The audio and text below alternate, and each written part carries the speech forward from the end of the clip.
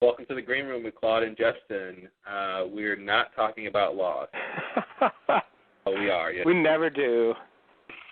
So anyway, as I was saying, I think one of the reasons that I was, particularly a fan of Locke in season 1, more so than later, but I continued to somewhat pin hopes on him later for this reason, was that, he did care about the mysteries of the island. Let me interject. We should tell people the topic. Okay. I thought somehow they'd just infer it, but you're probably right. We were just, of course, lamenting issues with Lost, but specifically the idea that not only did the audiences go into the show sort of thinking we get the answers to the mysteries, but more specifically, I think most people were tied into the idea that the characters would be our way to find out mysteries of the island. So if you invest in the characters, they would be the way we would discover why this island is so crazy. And of course, that's not really what happened by the end. So that's sort of the crux of a lot of dismay is that, okay, well then why were we following these characters? Like, the characters are cool. That's cool on one level, but the second level of them being our way to find out answers didn't really happen. So that's sort of the topic. So what were you saying? Yeah. So what I was saying was, one of the things that really drew me to Locke early on was that he was really interested in, discovering answers to the mysteries of the island. Much like the audience. Yeah, and I would go so far as to say he was kind of the only character that was interested in doing that. Definitely. From the main group. And I think retrospectively, I can read Locke's death as the death of the idea that the characters were really going to uncover the big mysteries. Mm-hmm. Because none of the other characters ever really cared about it. And I think, they only cared about what they had to care about.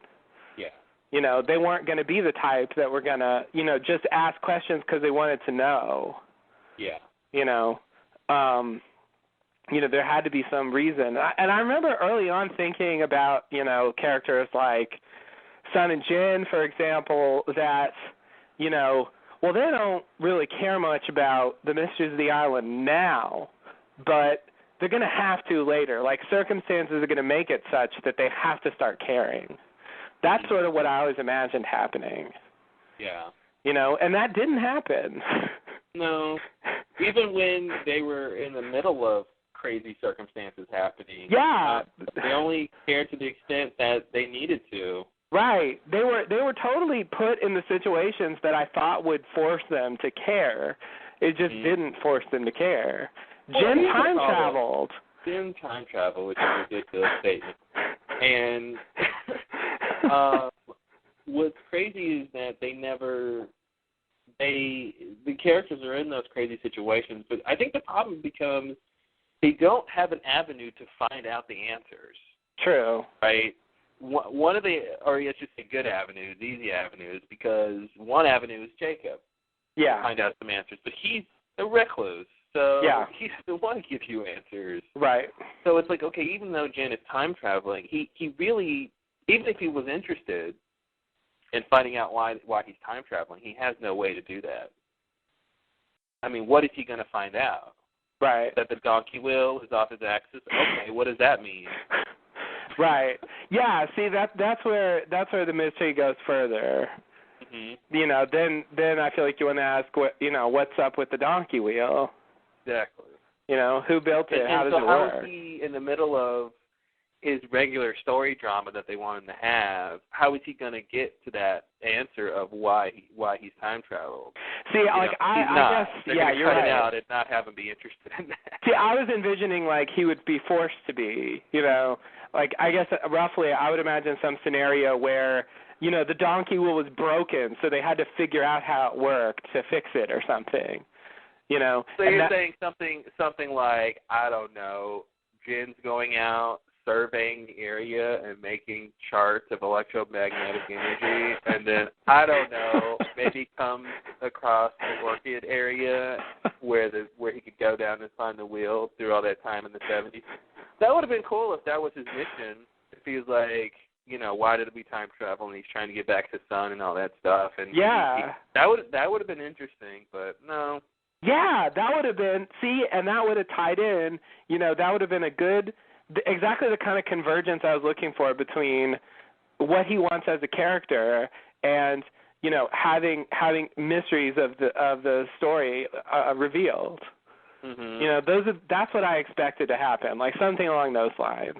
But, and of course the problem with something like that is then it becomes, well, what, if he's going to go down to the donkey wheel and find that out, then he's going to have to do something, right? Like, this is either going to be he moves it and they all flash to the future, or he moves it and it prevents the incident. Like, it's going to have some sort of consequence. Right. So I feel like, it's not going to come up because, they want the other version of the incident, right? They want the shootout around the Swan build site, and it's like, where would Jin be in the middle of all that kind of stuff? Yeah. But I mean, I think they could have done something like that. Like I said, being tongue-in-cheek, obviously, with that description because they got so close to that story, even so much as to have, Zoe come back and say, here's a chart of all the electromagnetic energy that you made, Jin, to Quan. Yes. So they definitely, I wouldn't have been, they may have thought of something like that, But yeah, you're right. They put the characters in the crazy situations, and they still weren't that interested in figuring out why these things were happening. Yeah. But again, I think it's because the avenue to get that answer is so cumbersome. Yeah. Again, when they all flash back to the present in season 6 or whatever, like, They spent 2 seconds talking about that. They really didn't seem that surprised. Obviously, it was because Juliet was at the bottom of a well. Yeah. But like. But even when all the commotion was over, I feel like they never took a moment to say, "That's weird." Yeah, right. That was weird that they never took a moment to say, "Well, at the very least, Jack got us back to our regular time." Yeah. Period. So we detonated this hydrogen bomb, and we time traveled back to our present. That's not what we were expecting, but it's something. It's pretty strange. That's not what we thought would happen. Mm-hmm. And it's actually the second best thing they could have wanted, right? Yeah. Like, the number one thing is for them never to have landed on the island. That's what they were thinking would happen. And the number two was, okay, they get back to where they were. Yeah. So the second best thing happened, which is not too shabby when you're talking about time travel. Right. But I think the question remains, why did that happen? Mhm. And forever it shall remain. Yeah, and I think, really when I think about it, I would say that the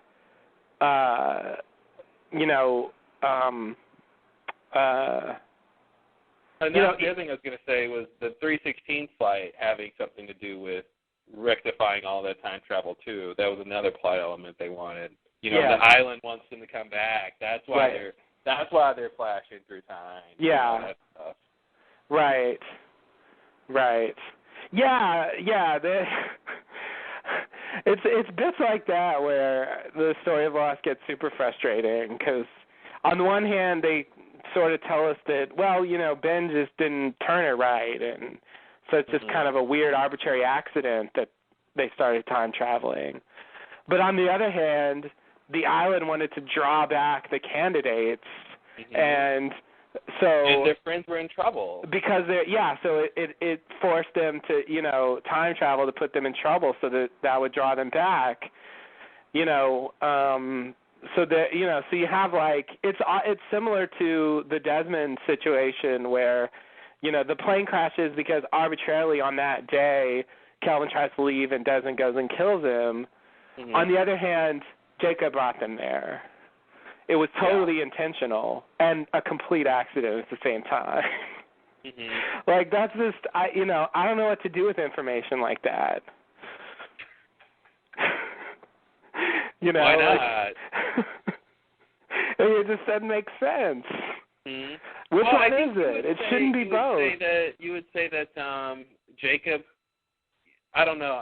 Maybe the simple explanation is Jacob, was responsible for the events of getting everyone on the flight, and the flight being in the direction of the island. And the next part is up to you. Why he thought Desmond would press the button. Yeah. Or maybe the plane would have crashed some other way on the island if that didn't happen.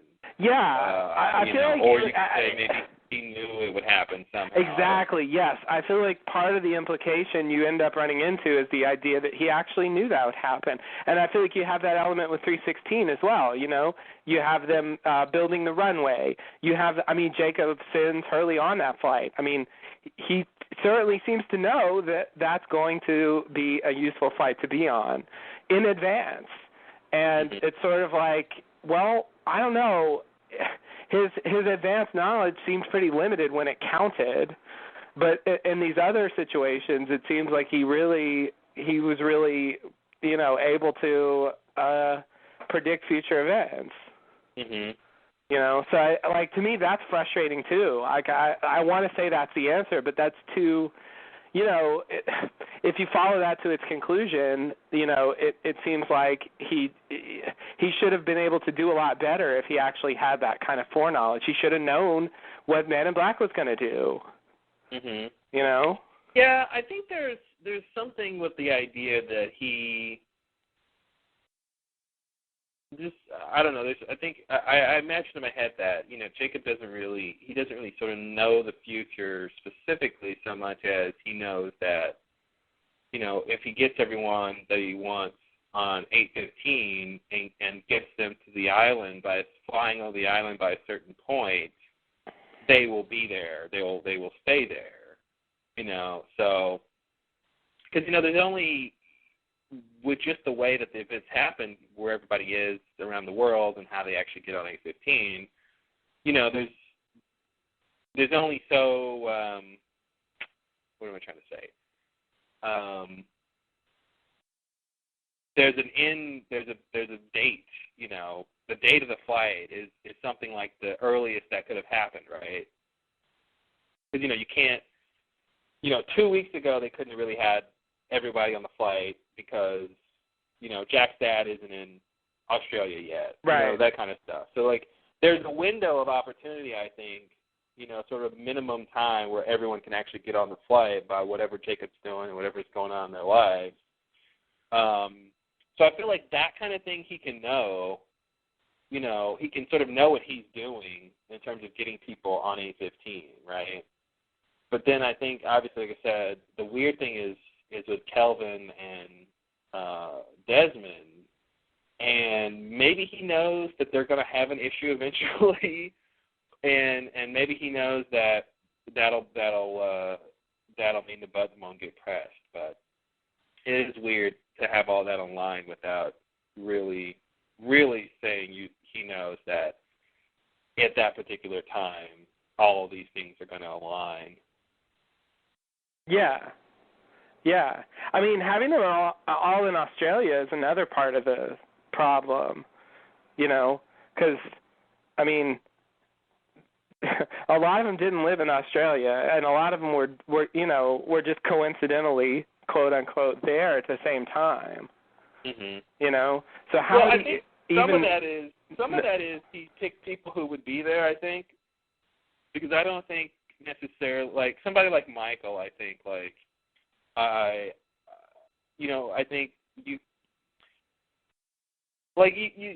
look at Michael's, how Michael got to the island, and that starts when Walt is born, right? That series of events starts with Walt is born, basically his wife, not his wife, really, obviously, but Walt's mom wanted to leave and eventually take him into Australia, which takes 12 years of events for that to happen, versus something like Jack and, with Christian, Christian just, decides to go to Australia, and so Jack goes to find him. So that's sort of a smaller, I feel like that's something like Jacob could have done. Somehow persuaded Christian to go to Australia. Yeah. 2 or 3, 4 weeks ago, or whatever. Right. Versus knowing the full range of events that's going to lead Michael to go to Australia. So I think something like, so I feel like some of the people that were chosen, it was not necessarily like Jacob spent 20 years trying to get them to Australia. It was like they're going to be there anyway by other things that are going on in their lives. Mhm. Yeah. Yeah. But that just makes it a little bit easier for him. But I mean, he's got to have some powers and some clairvoyance, right? Yeah. Just a matter of what extent. Right. Right. And And again, I guess you could even say in their defense, or Jacob's defense, in terms of why he doesn't use his powers in other situations, is, he's using it to bring people to the island, which is something he admits that he does. Yeah. But other situations I think would be classified as him intervening. If he came to Jack and says, "Hey, Jack, you're the candidate, and I need you to win," right. this fight, like that's him intervening in this game that he's playing. Yeah. About the nature of humanity, right? Which he says he doesn't want to do. So I think that might be something like the simple answer. But of course, that's sort of a writing answer. Yeah, it kind of is. And I also think it's weird to partition off, bringing people to the island from your non-interference clause. Well, that's part of the game, right? It's like you can recruit whatever players you want for the game, but once the game starts, you can't interfere. Right, right. It is weird, but it makes sense in a way. Yeah, but it just feels like, to play the game, at least for Jacob, to play the game, he has to kind of violate his own code.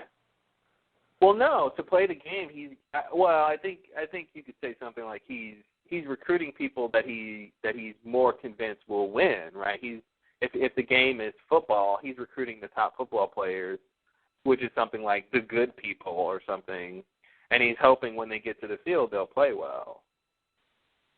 But his thing is, when they get here, I'm not going to interfere with them playing. I'm not going to tell them the rules of football. I'm going to recruit people who already show me, have the skills to play football / be the leader of the island or whatever. Does that make sense? Yeah. But all I was saying was he has to interfere to get them there. Mhm. You know what I mean? So, Well, otherwise there's no game without. Well, players. yeah. But it's just strange to have, I'm going to take this position about the right way to play this game, but I violate it up until the point where the game actually starts. But I mean, like I said, maybe that's weird, but some games are like that. I mean, games have rules. I mean, that's just the rules of the game. Yeah. Well, I guess when it's when it's ethical, it seems weird to turn off the rules for a while. Mhm. You know what I mean? If it were just chess or something, it wouldn't strike me as odd. But they're really talking about morality, So it just seems strange to have this moral point of view that you just put aside, for a while. That's just not the way morality usually works. I'm not sure what you mean. What is he putting aside? He's putting aside the view that to interfere is to not allow people to make their own choices. Mhm. And to not allow people to make their own choices is not to give them, their own moral freedom. Well, yeah, but that's not the game, right? Like the game isn't. I feel like the game has two parts. The game is get players, and then the other part of the game is play the game.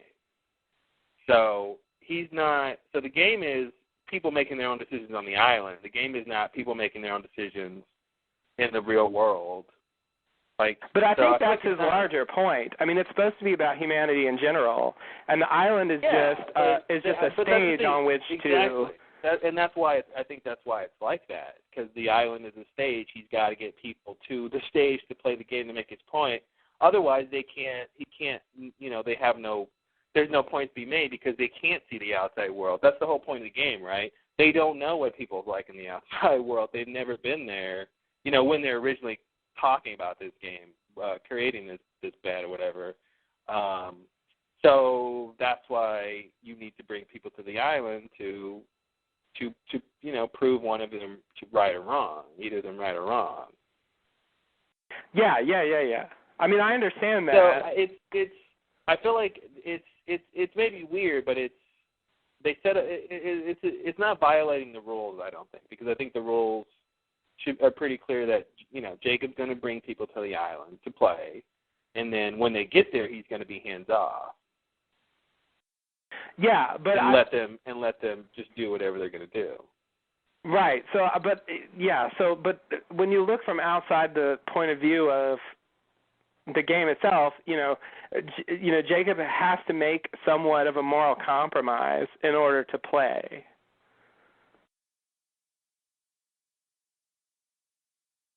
In order to prove his point of view correct, he has to violate a certain part of his point of view. But that's the thing he's saying. But he's only violating if his point of view is that it's wrong to intervene in people's lives, which I don't think is the topic of the game. That's not the topic of the game, but it is a belief that he has. Why is that a belief that he has? Because that's what drives him to not interfere when people are on the island. I mean, that's what he says. Oh, does he? What does he say? Because I thought the point was he's not interfering so that the people so it can be obvious that the people are the ones who have to prove they're good or bad. And if he intervenes, then he's ruining the test. He's interfering with the test. Right. But what I'm saying is, if you're going to interfere in people's lives and bring them to the island, you have limited their choices. You have constrained them. You have violated that point of view. Well, but I feel like his point of view isn't that it's wrong to do that. Because he's doing that in the real world. Like, he's making them come to the island. So he's interfering in their lives in the real world and not interfering interfering in their choices in the real world and then not interfering in their choices on the island. Now, if he says, which I think maybe he says, that it's wrong to interfere in people's lives at all in general, then yeah, he is violating his ethics. So you don't think he thinks it's wrong? You think he just doesn't do it? I think that's the only way you can make this game work, is if you have players, come to the island, right? Somebody's got to play out this idea on the island. We need chess pieces on the island. How are we going to get chess pieces? Well, I'm going to go to the store and get chess pieces, even though, something chess piece. You know what I mean? Like, even though the game is not going to be started until all the pieces are on the board. I don't think this is a good game. I think it's, I don't want to sound like I'm defending the logic of, how this is all working, of course. Like, because I think it's a silly thing to do, spend a couple eons trying to prove humans are good, but you're going to do this stuff, and they're going to be like, obviously I don't think any of that is right, but I don't feel like he's necessarily violating his morality when, as long as he's not saying it's always wrong to interfere in people's lives, but I'm going to do it in order to get people to the island, and then I'm gonna go back to my morality as a whole. Like, I think that is weird, but I think he feels like it's okay to interfere in people's lives because he does it all the time. So I think he thinks that's fine, and I think he doesn't do it when they're on the island because it's part of the game. It's part of the point he's trying to prove to the Man in Black that, people are good. Here, I'm going to let them be good. And, of course, the problem gets confounded when Man in Black is like, I don't have to follow that rule. I'm going to actually interfere with them. Yeah. But part of it, of course, is a problem because I think it's a writing thing that Jacob doesn't interfere, because otherwise he'd be coming and telling people, giving them good advice all the time, which is a problem for the show. So I think that's really the reason he's hands off. Right. So Yeah, no, I mean, ultimately that is the point. But I do think, okay, so, you know, if you just partition off, he doesn't actually care about interfering in people's lives. He just doesn't do it, you know, sort of for scientific reasons, I guess. You know, the reason that you don't interfere with yeah, like the reason you don't interfere with a test subject when you're doing a scientific experiment. That's the reason. Exactly. You go recruit the subject. You get somebody who has, you know, insomnia or whatever you're studying. You know, you interfere to get that person. You're being biased in getting who you want for your test or not, depending on what you're doing. And then you put them in the test, and then now they're in the constraints and the rules of whatever the test is. And if that means you don't touch it, you don't give that project water for 2 days, then you don't give it water for 2 days. Yeah. Even if you watered it before the test started. Right. So here's the line. It's pretty ambiguous, of course. Richard, Richard, but if you brought them here, why didn't you help them? Okay, sorry. He just said, what happened to the people you brought here before me? Jacob says they're all. I hate them. Jacob says they're all dead. Richard says, but if you brought them here, why didn't you help them? Jacob says, because I wanted them to help themselves, to know the difference between right and wrong without me having to tell them. It's all meaningless if I have to force them to do anything. Mm-hmm. Why should I have to step in? Mm-hmm. So then they bring up Man in Black and stuff. But yeah, so to me, he's saying, it's like the test is meaningless if I'm interfering with it. So the test is meaningless because he does interfere. I mean, you can say that, at least. Say it again? So according to him, his own test is meaningless because he does step in to make it happen. Well, yeah, I mean, he steps in at various points. Yeah, totally. I mean, at a certain point, he has to, right? Because it's like, well, he's dead, and he's got to transfer power over or whatever. I mean, like, there's... No, but I mean, he steps in terms of, you know, making things happen so that people come to the island. But I feel like the test hasn't started yet. The test doesn't start until they get to the island, because that's what he says, right? He says, what happened to the people before me that you brought here? Not what happened, they're not talking about people in the real world, like, in general. They're talking about people who came to the island. What happened to them? They're dead. Yeah. Why didn't you help them? Because it's meaningless if I help them. He's saying when the test starts, when they get to the island, if I'm telling them not to talk to Man in Black, or if I'm telling them to, you know, don't fight with each other, or if I'm telling them, hey, here's the light cave, and this is what needs protecting, you know, then these people can't make their own decisions, and then I can't tell Man in Black whether I'm right or wrong because I've interfered. I feel like that's what he's saying. Yeah, but the problem with that is that he brought them there so that they would have, so that they would have the chance to encounter the Man in Black. And if he had left them alone, that wouldn't have happened. Well, here's the deal, right? Here's the deal. This is a bookmark point in this whole concept, right? Because before then, like, you know, when the test starts, he's not thinking Man in Black is going to ruin the test.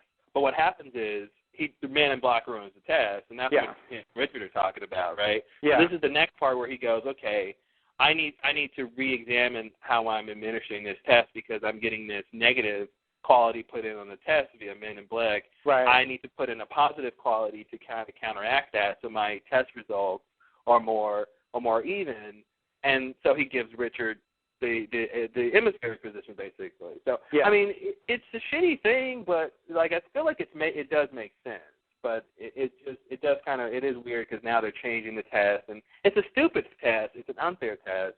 You're all right. I mean, he's changing these people's lives to come here. But I think just in terms of what he's talking about, I think it does make sense. Yeah.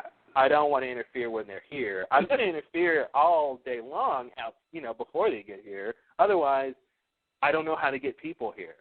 You know what I'm saying? Right. So I agree. It's a coherent idea.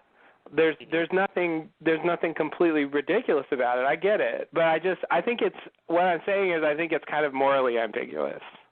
Mm-hmm. And since the subject of the experiment is morality, I feel like that's a strange thing.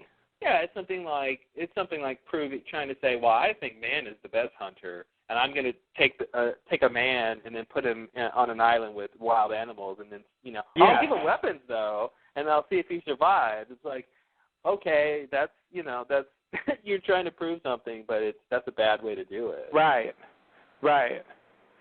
And it's taking it to another level. That it's sort of about the goodness and badness of people. When they're not interfered with, when they're free to make their own choices, and to even set that up, you have to direct their lives in such a way that they crash on this crazy island. So, okay, there's like 4 or 5 parts to all of this. I think we named like 2 or 3 of them. The other part of this, of course, is that Jacob is picking, like he says later when they actually talk to him when he's dead. I love sentences that you get to come up with when you're talking about that. I know. And he basically tells them why he picked them. So it's not that he's just picking people at random and he's interfering with their lives and sort of being morally ambiguous by doing that. But he's picking people who are dead inside. What did he call it? They're broken or something. They were flawed, and they needed the island, and Mm-hmm. I mean, that was so that's another element to all of that, of why he's picking people and why they're coming to the island. So I really think part of it is it's just confounded because there's so many elements, right? It's not just he's making a point about the nature of humanity with his brother. No, it's that he's trying to find candidates. He's trying to find people who will get an experience out of coming to the island. It's like all of these things are Jacob's, reasonings throughout the show at various points. Right. Which makes it, which muddles it. It does. And I think as far as the final season goes, since, we have to complain about it at least once every podcast, I would say, I would say that one of the problems with it is that, they introduced all these disparate elements, and, in terms of Jacob and the Man in Black, and kind of failed to really tie them together. Like, they never spirited them again. What? All those disparate elements? Oh, they never spirited them. That's right. Or re-spirited them. They really didn't. And I feel like they just left them hanging there, because, like, Man in Black never even gives a shit about Jacob and his experiments. Never, ever, ever. And, like... And honestly, he kind of wins, right? Because he goes to Jacob's cave and he throws out the white rock. Right. Which I think was emblematic of that experiment. Absolutely. Of that whole rivalry. And that's all we get is he throws it out, and so he's like, "What's that?" He's like, "Inside joke," or whatever he says. Yeah. And it's like that's all we get. Yeah. From millennia of one of the longest tests of human psychology ever. Yes. Is just thrown out of the cave window. So. Yeah. He never even references it directly. Mm-hmm. He forgot about it. He probably forgot it was even happening. Yeah. I think that's the problem. Is like he was busy trying to get off the island, not trying to make this point with his brother. Yeah, he didn't care at all. And Jacob actually never mentions it either.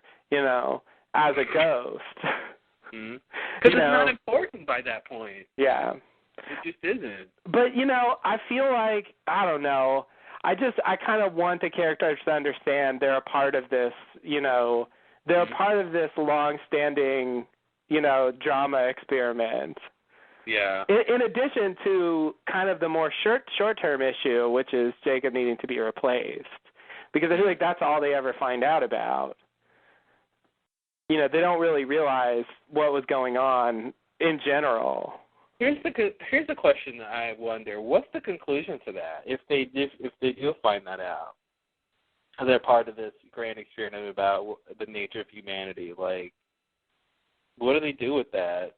I don't know what they do with that. And how does it come to fruition in terms of the characters? Like, Jack, if you didn't just prove by the last 6 seasons that man was good, you wouldn't be able to be the new protector now. I feel like it'd have to be something like that. Yeah. Like, got to tie into whatever's going on when they explain it. So I just don't know what you get out of that. I think it should have been left between Man in Black and Jacob, and it should have been, Man in Black telling Jacob you were wrong, or Jacob telling Man in Black you were wrong. One of them, they should have had some sort of final message to each other about that. Yes. Yeah. No, I agree. I don't know what the characters are really going to do with that information, but I feel like it would give them a better understanding of what's going on there. Because I feel like the stuff Jacob tells him. Not really though, right? I mean, like honestly, how much of that test is really pertinent to what's going on the island? I mean, directly none. But I don't know. To me, it resolves if you want to understand the various people who've come to the island and why. I think if you realize that there's this guy who brings people there in order to prove the smoke monster wrong, that people are bad, I think that gives you an idea of why so many people show up. At least. Yeah. And you realize that you're a part of that. And it even, if I'm there, it makes me reflect that, the things I did are a part of this experiment. Like, that's kind of weird to realize. Yeah, I mean, I think they could have, when Jacob was talking to him, he could have said, it started as this, wanting to prove that man was good. But see, that's the thing. Like he tells them why he brought them. He just doesn't expand it to why he brought other people. Right. And that would, of course, come into the whole test idea. Yeah. Because he doesn't make clear, like, I didn't just choose you. I brought other people here too, for different reasons. They're not worried about that either, but it's like the others, they're all people I brought here also. Yep. It's a great show.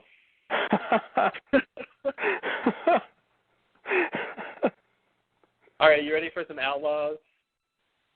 Absolutely. All right, well, thanks for joining us on the Old Green Room. We'll be back with the podcast.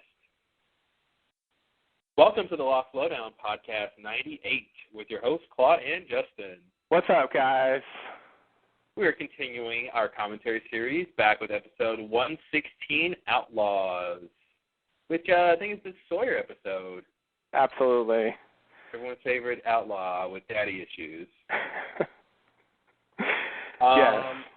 So listeners are hopefully aware we've been releasing two versions of our commentary series podcast. One that just has our audio, so you can sync with us and then watch the episode with us. And then another version of the podcast with the audio from the episode we're commenting on included, which is basically like a standalone version. So there's two feeds where you can get our podcast, our feed burner feed, which is what we use for iTunes, and then the LPN, Lost Podcasting Network feed. So from this point forward, we're going to just be releasing our standalone podcast on the LPN, but both versions of the podcast will still be available on our feed and our website, which is what, Justin? Well, the easiest way to get to it is just www.thelostlowdown.com. Oh, nice. That's very handy. Yes, it is. It's a great thing to have. And while I'm at it, I guess I'll just mention that if you want to contact us, you can send us an email. People are doing it. People are doing it. It's a cool thing to do. Yeah, lostlowdown@gmail.com.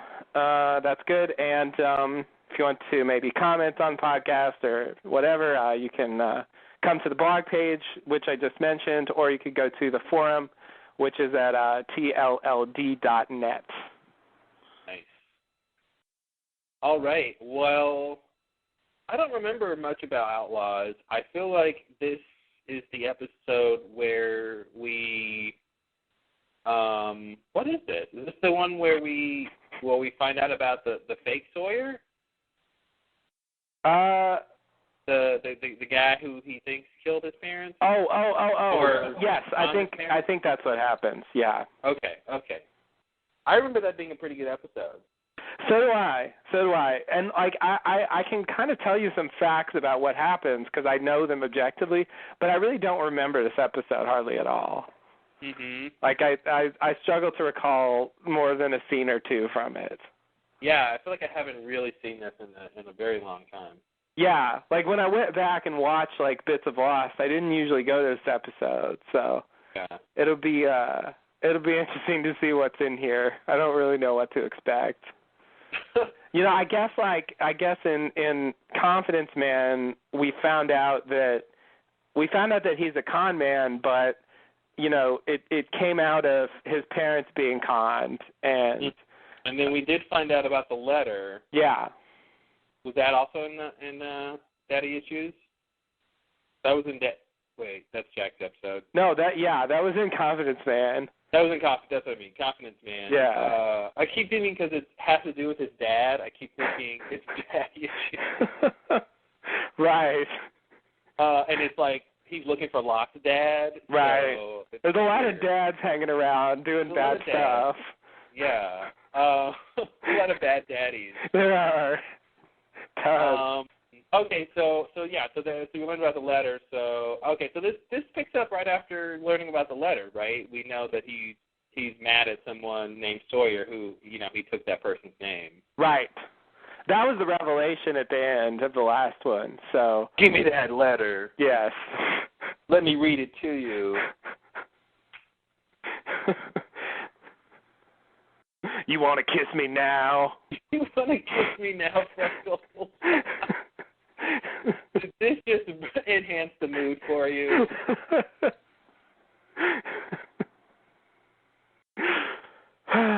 Yeah. Didn't she not want to kiss him? What was that kiss thing about? Yeah, that scene was totally weird. Like, she didn't want to kiss him to begin with, and then he's like, all right, you ready to kiss me now? Mm-hmm. I never really wanted to, but okay. Never did. Now I really do. Yeah. Great. Yeah, I don't know what they're doing. All right, well, the synopsis on this on Lostpedia is Kate and Sawyer bond while hunting a boar. So, you know, a little wordplay there with the word boar maybe and some of the storyline. Okay. That makes me. So this is the one with the boar. This is the boar. Okay. Which I remember being slightly less annoying than his tree frog. Yeah. I think that's next season, right? Yeah, that's season 2. Yeah, the tree frog was kind of a half-hearted retread of this plot, I think. Mm-hmm. It's sad that Chasing the Boar is original. It is. Yeah, it almost seems like they were building up to, I don't know, maybe I'm making too much of it. It almost seems like they were building up to this weird idea of these, you know, these animals like going after Sawyer for some reason. Well, you know, you could say these are smoky, right? Okay, you're right. Animals are and remember the spiders? There's a small monster that killed the one that paralyzes Nikki and Paolo, whatever. Yeah. That's probably his weirdest kill of the whole show. I'm just gonna turn into a spider and paralyze you so that you'll get buried alive. Mm-hmm. Like that's a genius plan. It's just really random. Yeah, but like I don't know. He didn't usually kill like that. No. Special case. Yeah. Hey, he only uses telekinesis, once. That's true. He's very sparse with his powers. Mm-hmm. It's the kind of thing where, like, I'm really surprised we didn't see, when we would see Smokey, like, attack people who were shooting at him. I'm really surprised they didn't have the guns just fly out of their hands and into the smoke cloud. Oh, yeah, that's true. And then the whole time we're like, whoa, that's so weird. Is it magnetic? Is it electromagnet? Is it man? He's really theorizing that that's why. And then later we find out he's got telekinesis. Right. And then that's why he could just rip it out of you. Like, I'm kind of surprised they never did that. I am, too. They could have easily done that. Mm-hmm. That's so strange. Something tells me it's because, he wasn't originally who had the telekinesis in Jacob's cabin. Right. And they just threw a little telekinesis at the end when Locke frees Ben. Right. Later. That's the only time you see it. So yeah. That's why, I think, because they didn't really have that as a major idea. Yeah. Yeah. No, you're right. But it would have been cool. Yeah. Yeah. If you're going to throw that in there, it just seems like you should do something with it, a little more than what they did. Yeah. You said about a lot of things. Yeah.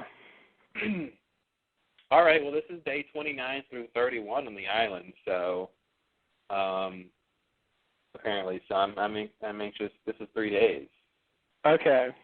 This is a long boar hunt. Wow. Well, I can't wait. I'm sure there's a lot of, I don't know. There's going to be a lot of drama. We'll get at least 2 nighttime scenes, hopefully at least 2 nighttime sequences or something. Yeah. There's no switching days.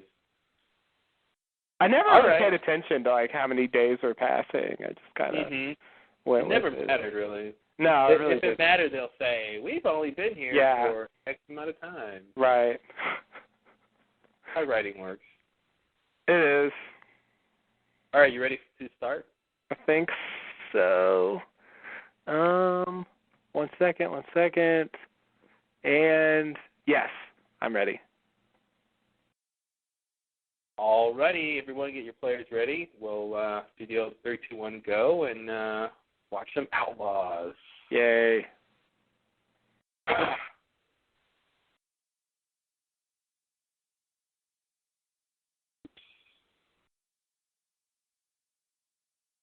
All righty, here we go.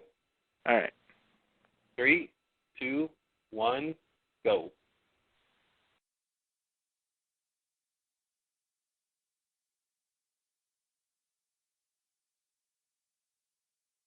All right, so this is going to be Jack-centric, apparently. Apparently. How many drinks did you have at lunch, Dad? Love that. Yeah.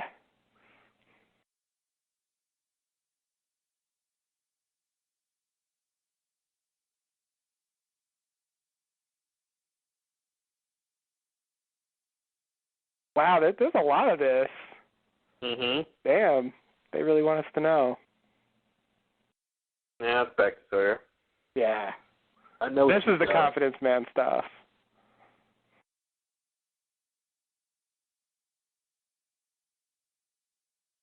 Look at that face. That's when he's pouting. He looks like he's that kid. Just yeah. That. Yeah, I think that's the idea.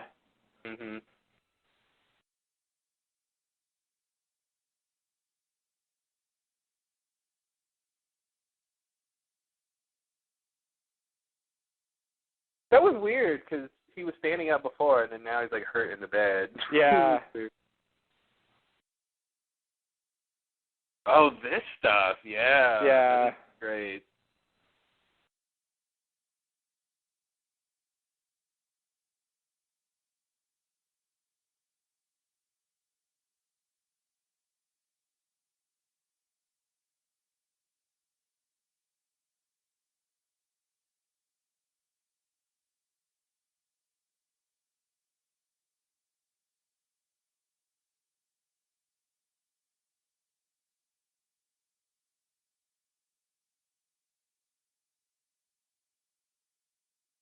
Something less violent than this is going on at Claire's house, right? When Christian would show up and be drunk at the door. Oh, yeah. Oh.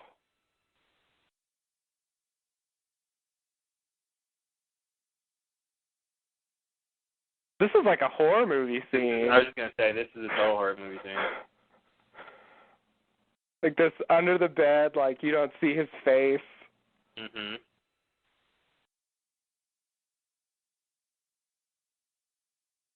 Shadow on the ground. And you don't know who it is. Yeah. As an audience, you don't know who it is at this point. You're right. You're just a guy.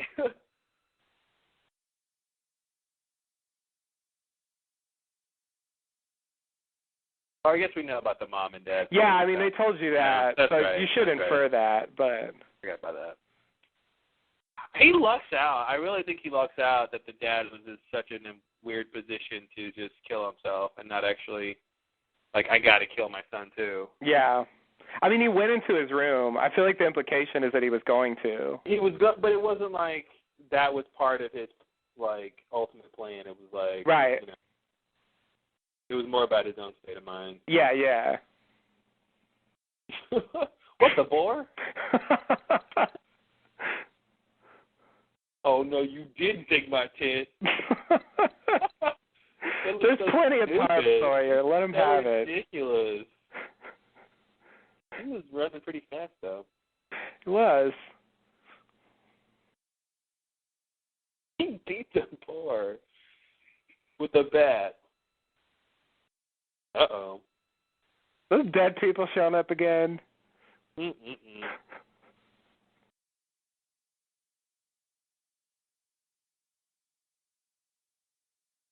That boar's whispering about him.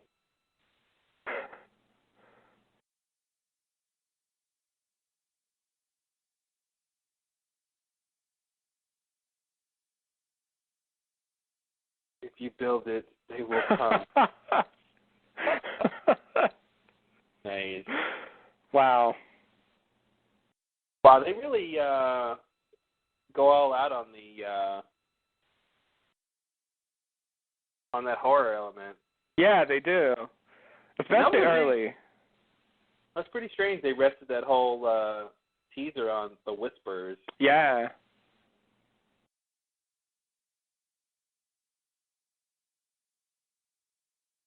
You did. You're right. Locke was lying.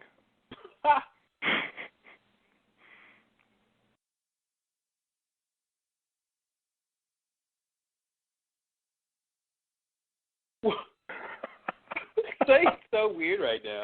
I know.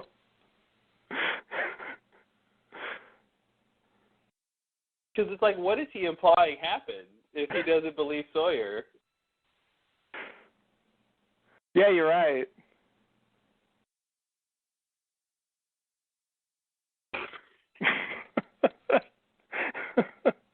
That's a weird scene. That is a weird scene.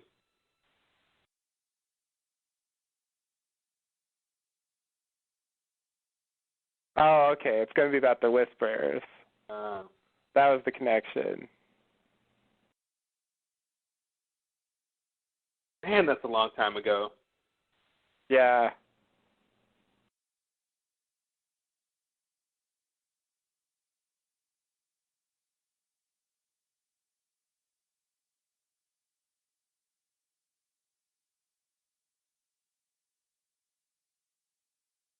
We're never going to talk about it. See, and that's what's weird is they're implying that they understood what the whispers were saying, or at least the possibility that they could discern what they were saying, you know? Yeah. I think they're also telling us it's the same whispers. Yeah, they definitely saying that, yeah.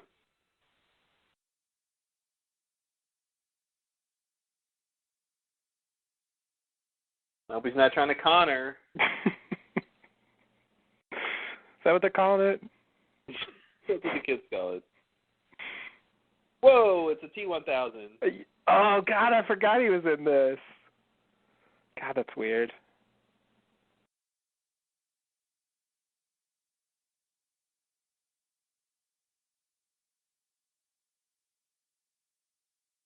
From the future. He's looking for someone named John Connor. Oh, man. That would be awesome if they did a weird carryover. He's like, I don't know who John Connor is. I'm just going to try to con him real quick and get some money out of him and send him on his way.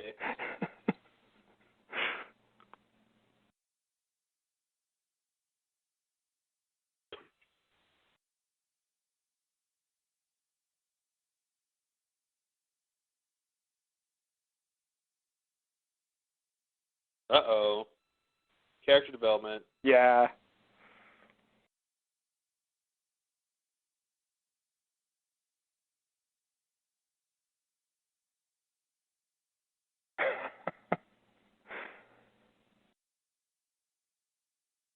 this thing I just said made us even.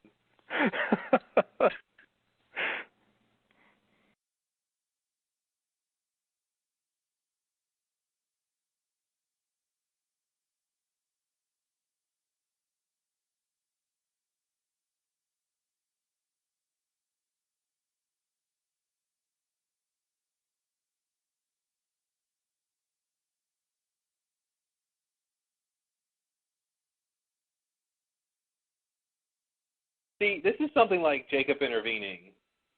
That's what it seems like, yeah. Although that, leads Sawyer to killing an innocent man. Yeah, that's true. Spoiler alert.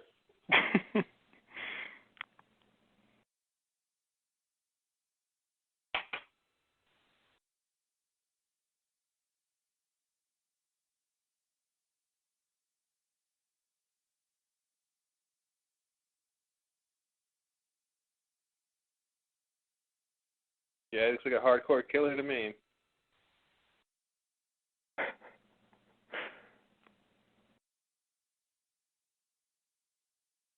I think that an interesting thing about Sawyer's story is that the con man actually didn't kill his parents. Mm-hmm. He just took the money and left. Yeah, exactly. Jack always looks weird in that cut-off thing. Yeah. Cut-off shirt.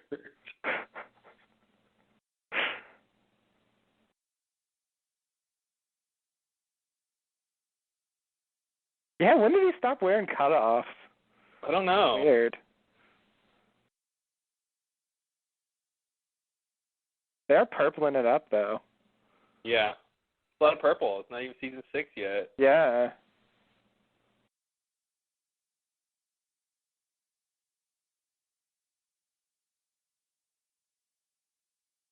It's like a detergent commercial.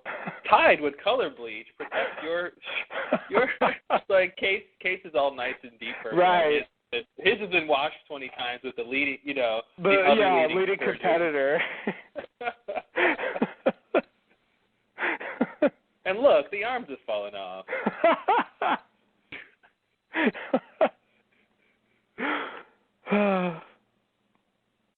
What's Charlie doing? What are you doing, Charlie? What is he doing? You don't know what he's doing. What is that? Wait till he tells him. Okay. He's going to tell Claire. She's pregnant. She'll want to know.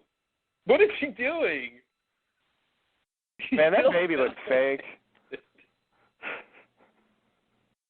Would you have X-ray vision? Yeah. No, it looks like a thing. Like, it doesn't look real. Mm-hmm. But look how she's holding it with her hand, as if it were real. Wait. Oh, come on. She doesn't even care what he's doing. Hey, last time they were... Yeah, she really doesn't care. Like, she knows. Yeah. What was he doing? Yeah, what was he? We didn't find out. The biggest mystery in law. For those who are not watching, he had some metal and some sort of rope or tie. And wire, maybe? He was doing something weird. I don't know. It's like he was wrapping it. It made no sense. And then he just vaguely said, I'm doing something. All right, Sawyer has his tarp. Maybe we'll find out. I'm glad it's a blue tarp. It looked black in the dark. It looked black, yeah. Really?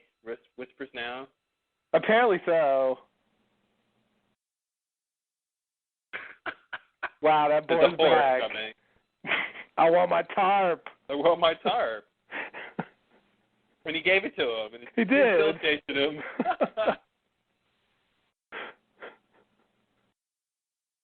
Isn't the worst thing to do when a boy is chasing you is to run in a straight line? I think so, yeah. Yeah, that was bad, Sawyer.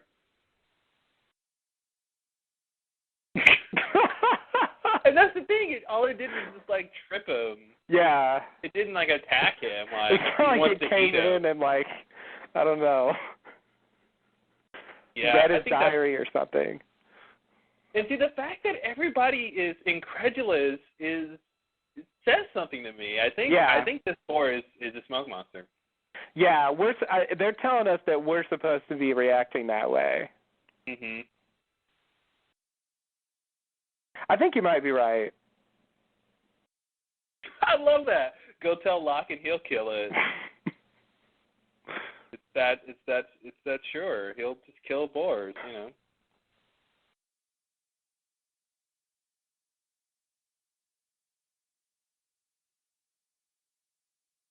Everybody has the same. She was just like Saeed, like smirking and like totally doesn't believe him, thinks he's overreacting. Yeah. Oh, that's why we saw Christian in the previously on. I remember now. I don't remember. Do you remember now? No. Maybe someone might be crossing the street pretty soon here. Oh God, really? That's gonna. Oh yeah. I forgot that was this early. Mhm. Okay. Or at least I don't know if the crossing the street scene is there, but I think the bar scene is there. Yeah, the bar scene. The cross the street was with Ana Lucia. That scene. Yeah, that's far later. There's that's a triple cross there. Mhm.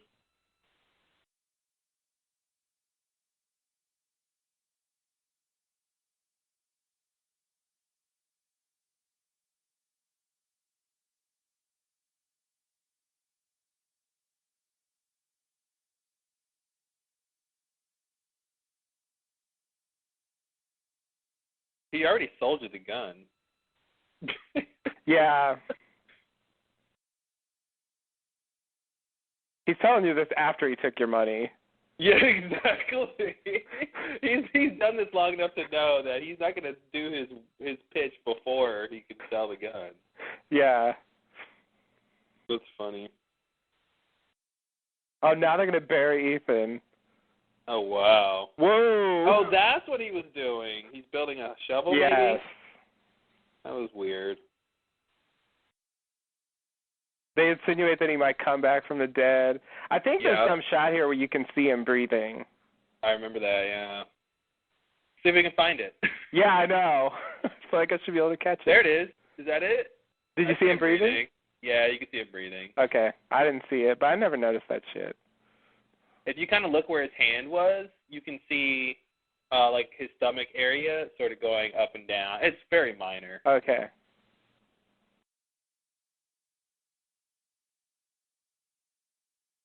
I'm surprised.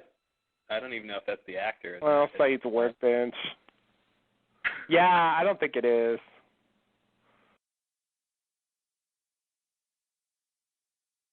We gave it to them.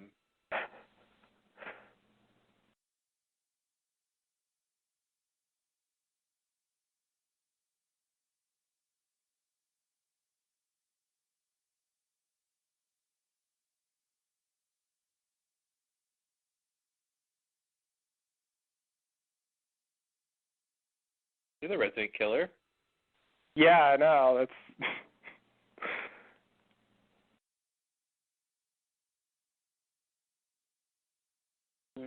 Boar tracks. That's what he's thinking. Oh, look who tagged along unexpectedly. Of course she did. He's not going to make a habit of that.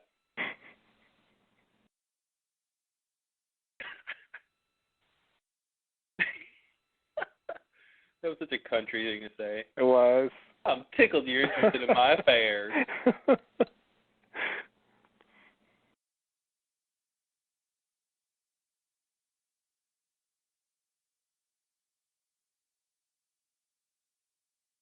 She's been following him for hours. Wow.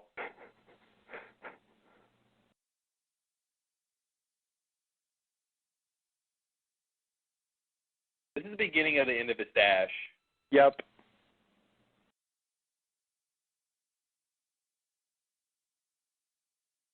Although this carte blanche thing doesn't really last, as I recall. It does last. Uh-oh. Oh, no. This is what I think it is? Not this scene. Oh, wow. Seminal. Wow. So this is Sawyer and Kate around a campfire. Sawyer drinking alcohol. I'm sure Kate's drinking water. I think she'll be drinking the alcohol soon. Yep.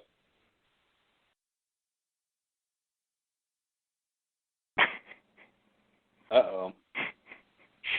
I've got a lot more of everything. Wow, what a statement.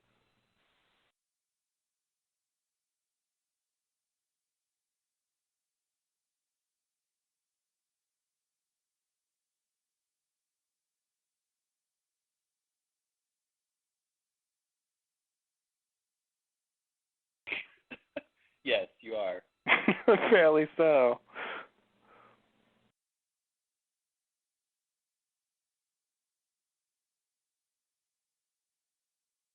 Because you're stupid. That's kind of what I was expecting. Because you spell your while you are.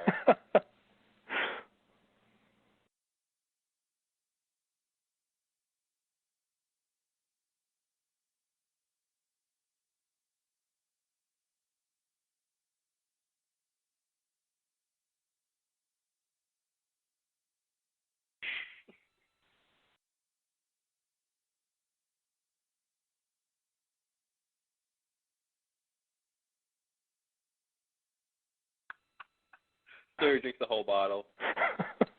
I do that every day. I read a lot, though. Mm-hmm.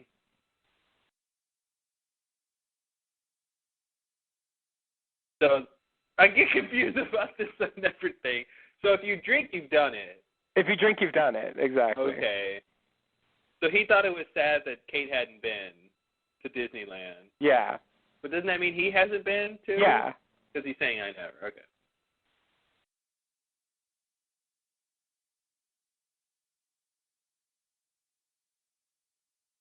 Well, they got there pretty fast. Damn, yeah. What about Cassidy? Nope. No? Guess not.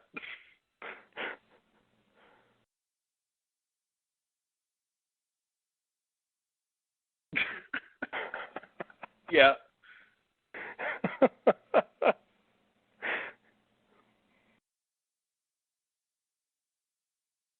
Season 3.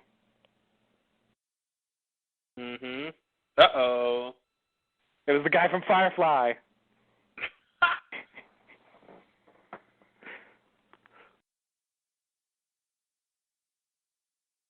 Locke would have to drink. That is a weird thing to drink for. Yeah.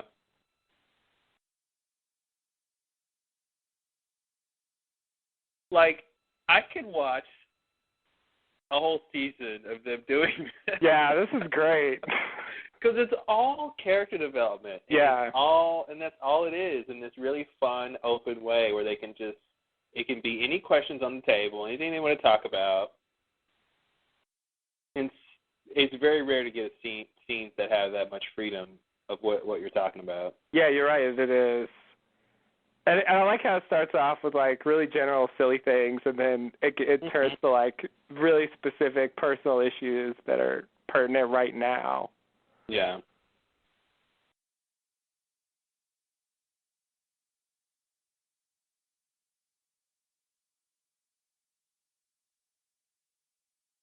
Drink up, Freckles.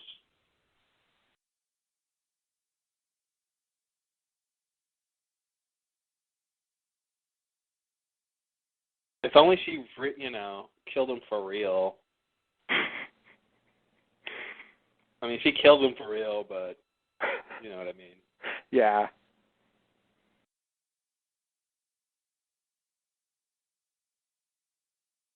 So he lied. So he said, I never killed a man and made her drink, and then he drank. Yeah. So he lied to get her to tell to show if she killed somebody, and then he's like, oh, just kidding, I did it. Mm-hmm. That's Sawyer. That's what he does. That's what he does. Why they come back to this? Oh, God, and it's the boar? Okay, that was a dream. Yeah, the Man in Black totally did that. Yeah. That's him. He does dreams. Well, or is that just a dream that Sawyer is having about this boar situation? Fine line, but I say it's Man in Black. Okay. Because I think he's the boar. Mm-hmm. And he reads your memories. I think it works. Mm-hmm. Like, and he was the boar there. just did this. Yeah, so I feel like it could just be him imagining the boar thing in his mind, but it's it could be. I agree. Either way. Since it wasn't like a direct dream, it wasn't a dream that made him really do anything, you know. True. Didn't really communicate much. But it did associate the boar with his father. And I got to say, it's a little weird to talk about the smoke monster and Locke comes out eating a papaya or mango or whatever. It is. What?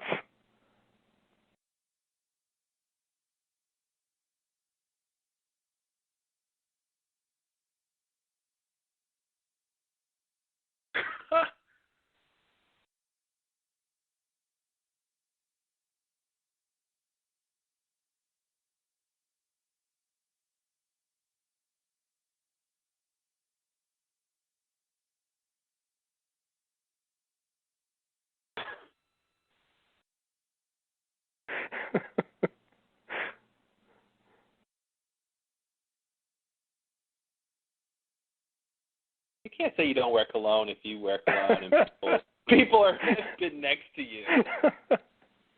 Yeah. People don't smell like cologne. Yeah, it's not like accidental. Like, some people just smell like that. No.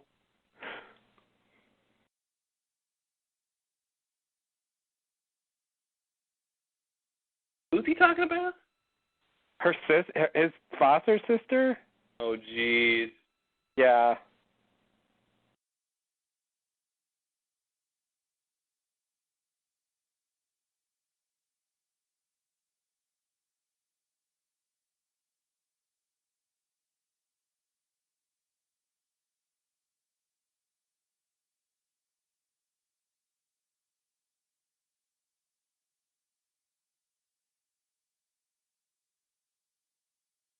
He was crazy.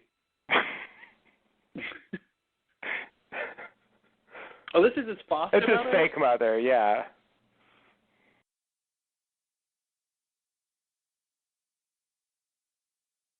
So this is after Alpert has been to visit him at his house. Yeah.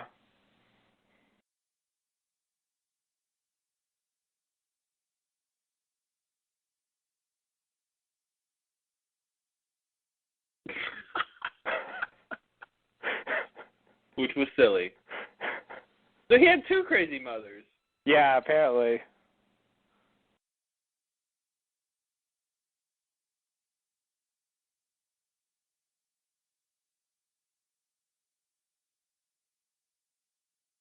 So this boar, see, is that the smoke monster? It really comes across like it is. He smiled like that was totally Yeah, Man in Black. That was the Man in Black smile. And he's telling him, like, this boar is your way to get over your past. Yeah. And, like, coming back to haunt you. That's so weird. It is. Wow. That could have been him time traveling. Oh, God. I guess it could have.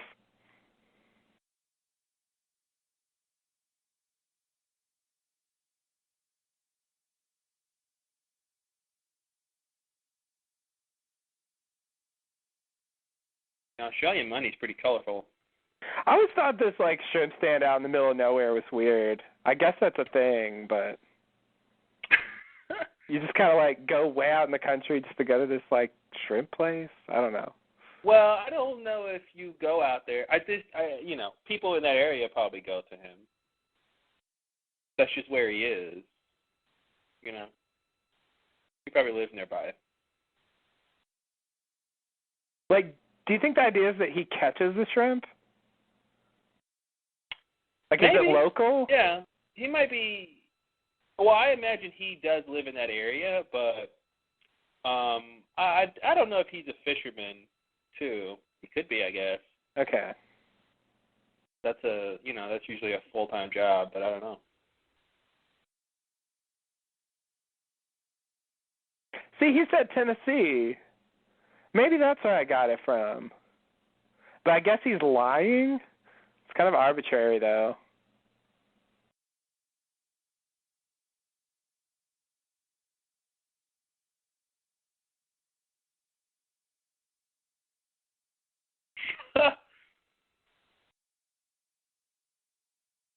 We gotta charge the Aussies full price.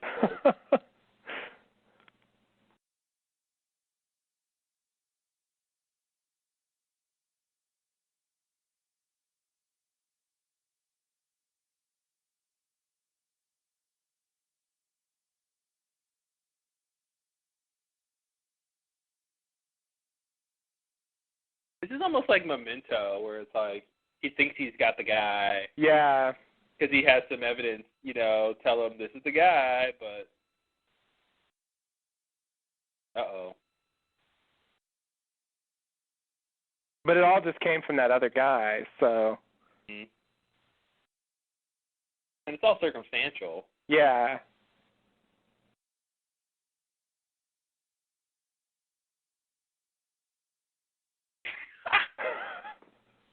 Who is that wise man in the corner?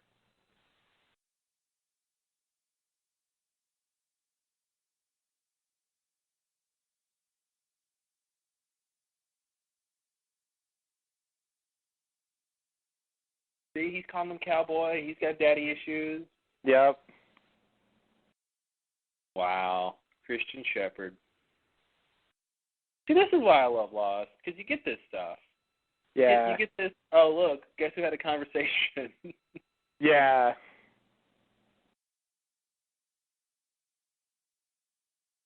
And, Anna Lucia just dropped him off. Yep. You don't know that, but she did. Who is she? Oh, you'll meet her next season. She's in the tail section. And that's that shot. Jack met her at the airport. Mm-hmm.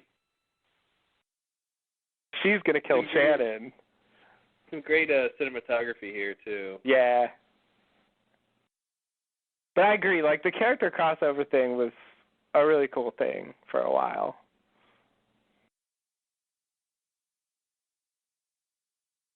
And particularly this, what's good about this scene to me is that it develops both Christian and Sawyer at the same time. Mm-hmm.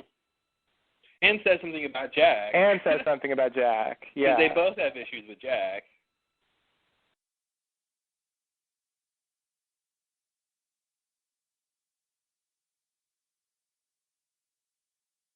I also think it's cool to actually see Christian, wallowing in alcoholism. Mm-hmm. Because most of the time we don't see him like that. We know he's an alcoholic, but we usually see him more together than that. Yeah. No, this is his fatal last weekend. Yeah, exactly.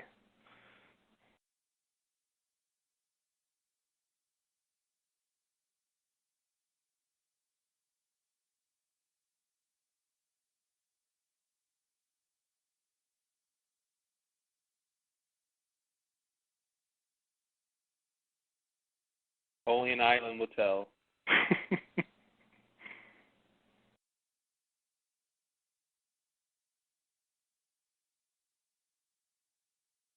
And this is a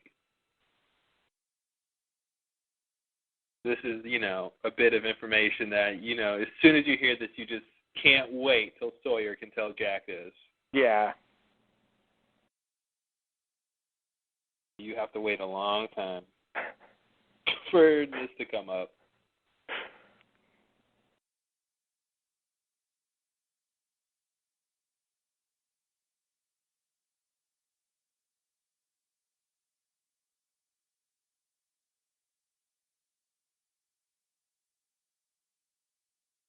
That half shadow, lower light thing is really cool.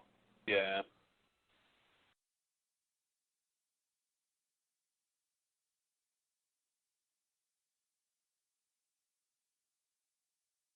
He really is he really is a dark character. I think he was a good choice to be a smoke monster avatar. Mhm.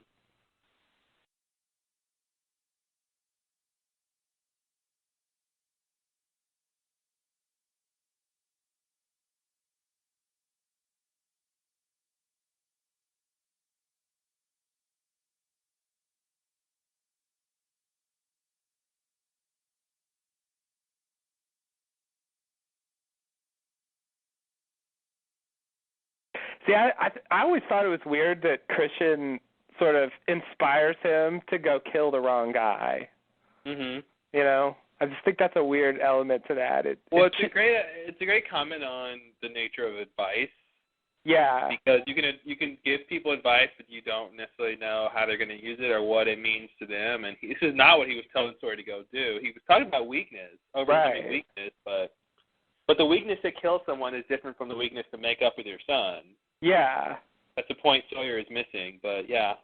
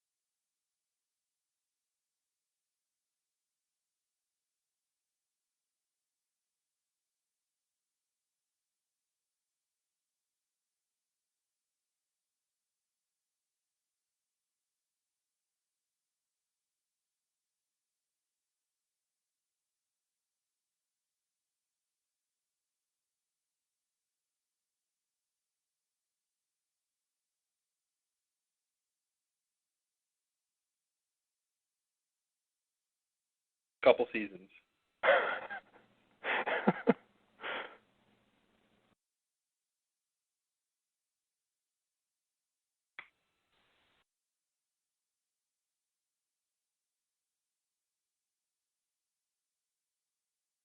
God. So now he's going to go talk to Claire. Mm-hmm.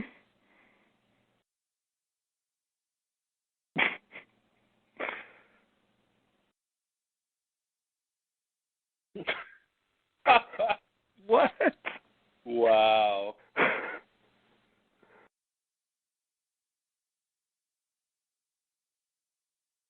What you do all day.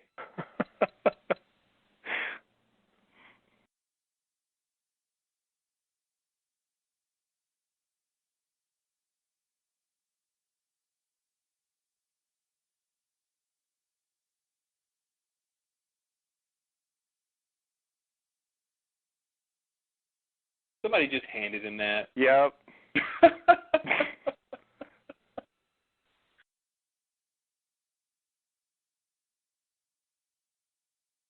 That's so crazy.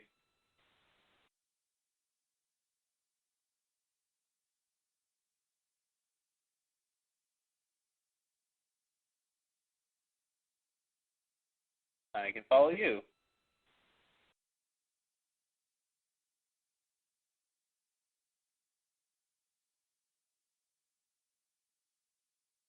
It's weird because Sawyer was going to go kill the...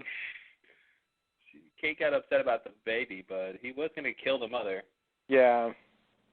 Oof.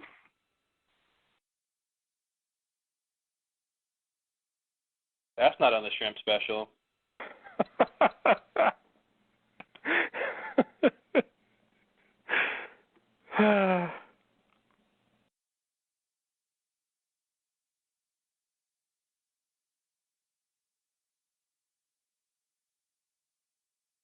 I love it. He doesn't even get like further than that. It's not like he reads the whole thing and goes at the end goes, "I'm coming after you, Sawyer." Who? Right. It's like at the very beginning. You're wrong. He's wrong.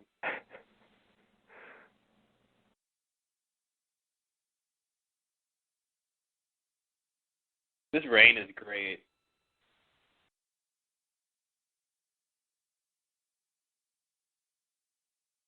This is the thing Memento doesn't do. Mhm. Like, really tell us exactly what was going on. Yeah. He just owed the guy money, so. Well, we see a version of this in Memento in terms of with Carrie Ann Moss's character, right? Like, that's true. She ends up getting Leonard to beat up Dodd and all that. That's true. So we get a version of that with those people. He still, of course, doesn't know if she did that, but right. But the audience knows. Yeah, the audience knows.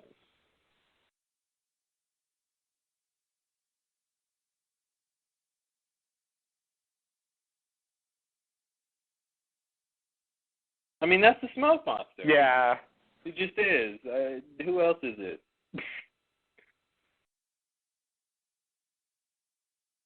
Like, this is just a weird boar otherwise. It is. Like, he's not with other boars.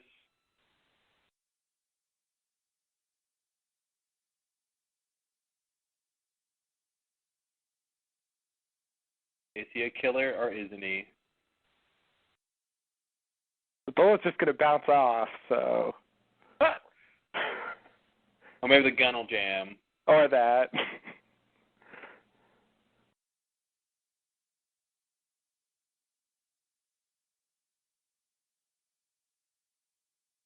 But don't they need to eat boar meat? Nah, they got plenty of food. All right. Or not. This week. Yeah, exactly. This episode. This episode, they're fine.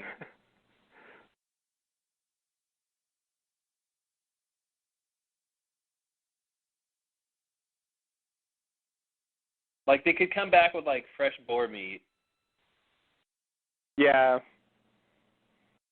What is she looking at? He left. It was a weird shot.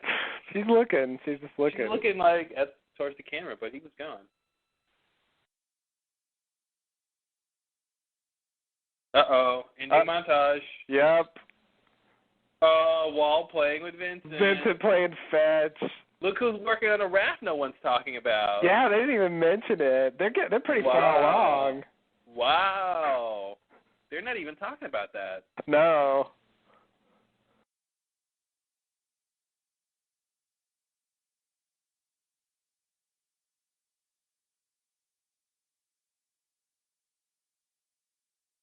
You know, I think it's weird that it's not Claire who comes to Saeed or Hurley and says, I'm worried about Charlie. It's Hurley coming to Saeed saying, I'm worried about Charlie, which makes Charlie go back to talk to Claire. Right.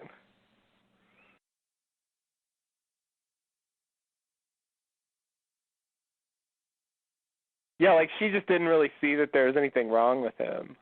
Mm-hmm.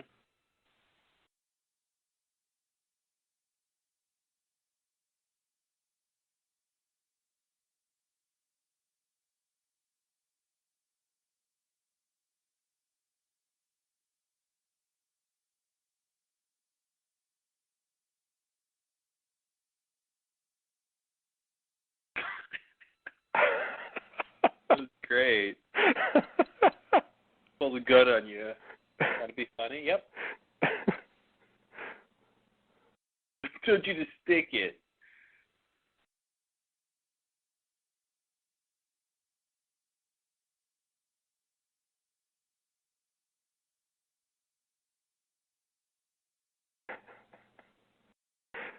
Jack walked into that one. Yep.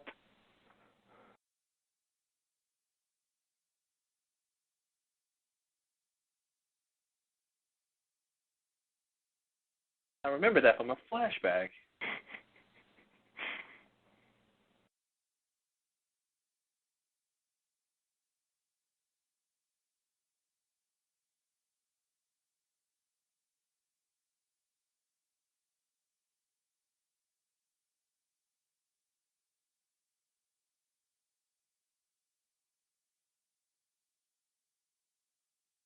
This is everything you need for Sawyer to just for them to make the connection. Yep.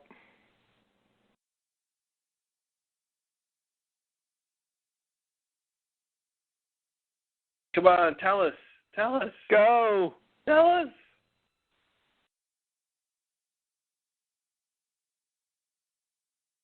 Oh. Wow. There it is. Damn, Sawyer, really? Mhm. He's not the best friend he's ever had yet. No, that's right. That's right. He can't tell him yet. Or the closest thing he has to a friend. Yeah. Kind of the same thing. Yeah. Oh, wow, that was the end? Oh, that's the end. Wow, I didn't expect that. So that's why I had that Christian Jack thing in the opening. It ties into that. That was the big ending of the episode. Mhm. Wow. Yeah, that's the first. I guess that's one of the first big crossovers. Yeah. I mean, we've seen some people at the airport. The airport stuff. Not really like interacting though. Right. And nobody that. This is the first time it's like, one character knows they know somebody else another character knows. Right. Yeah. Yeah. Well, that Boar stuff is not great, but it's I guess just mostly about whether or not he him dealing with his past in terms of killing the wrong Sawyer. Yeah. But it's weird because it's just a boar. Yeah. It's just this boar being really ridiculous. And I guess I want to believe it is Man in Black. I don't know. The boars never do anything like that. Right. A single boar just relentlessly tormenting one person. Yeah, exactly. And there is precedent for him, being an animal and stuff. So I think, not at this point in the show, but in general, he can do that. So I think, and I throw in the possible, dream influence. He was there. And even Locke shows up at a certain point. Yeah. So it feels like all the Man in Black signals are there. Mhm. Christian's there. Christian even shows up, exactly. So yeah, that's how, in retrospect, that's how I have to interpret it. I think, when I originally saw it, I just thought it was a weird boar. The kind of stuff you're talking about is the reason you originally thought that Vincent was a smoke monster. Mhm. The just really strange animal behavior. Yeah. Yeah, animals just don't do stuff like that. Yeah. Yeah, like it has this, I don't know, weird personality or something. Mhm. Goal. Psychotic. Yeah.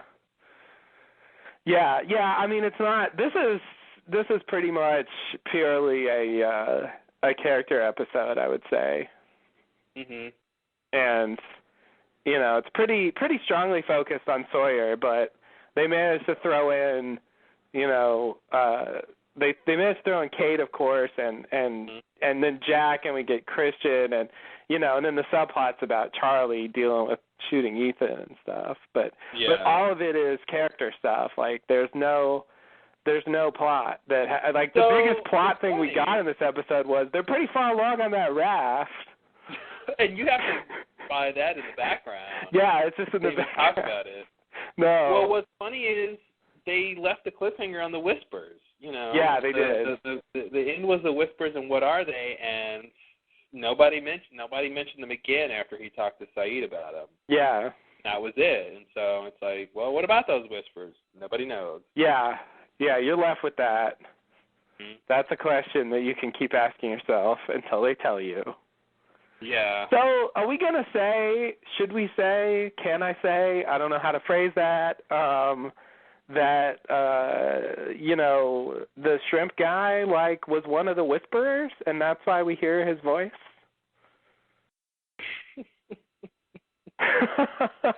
Oh, geez. Dare I ask? I don't want to say yes to that. That's weird. Because we hear his voice during the whispers or something? Yeah, it'll come back around thing.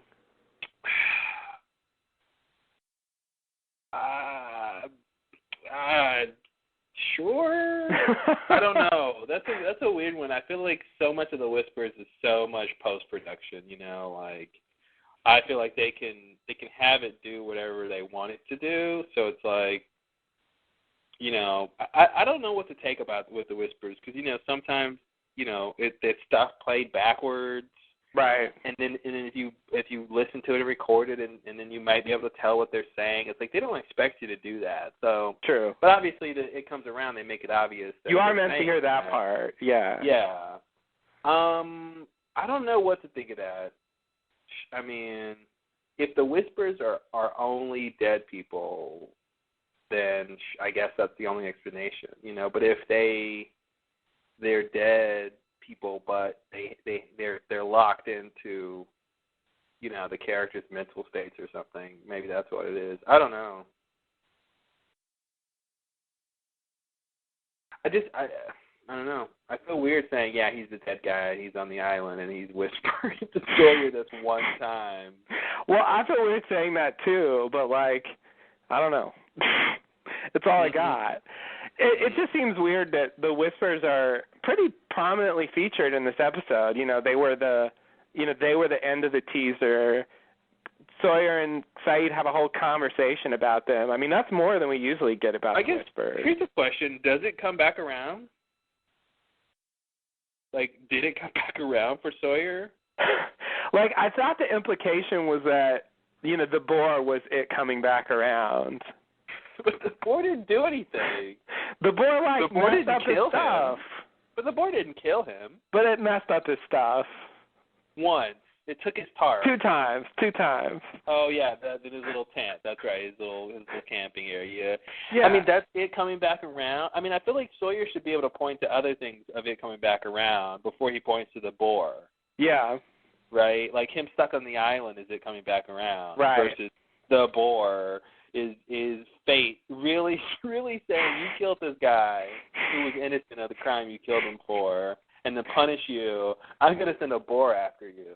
Yeah, well, it feels like, you know, with Locke telling his stories. How about this is the explanation? If the boar is Man in Black, then the Whispers, then what we heard is Man in Black, implying this whole idea.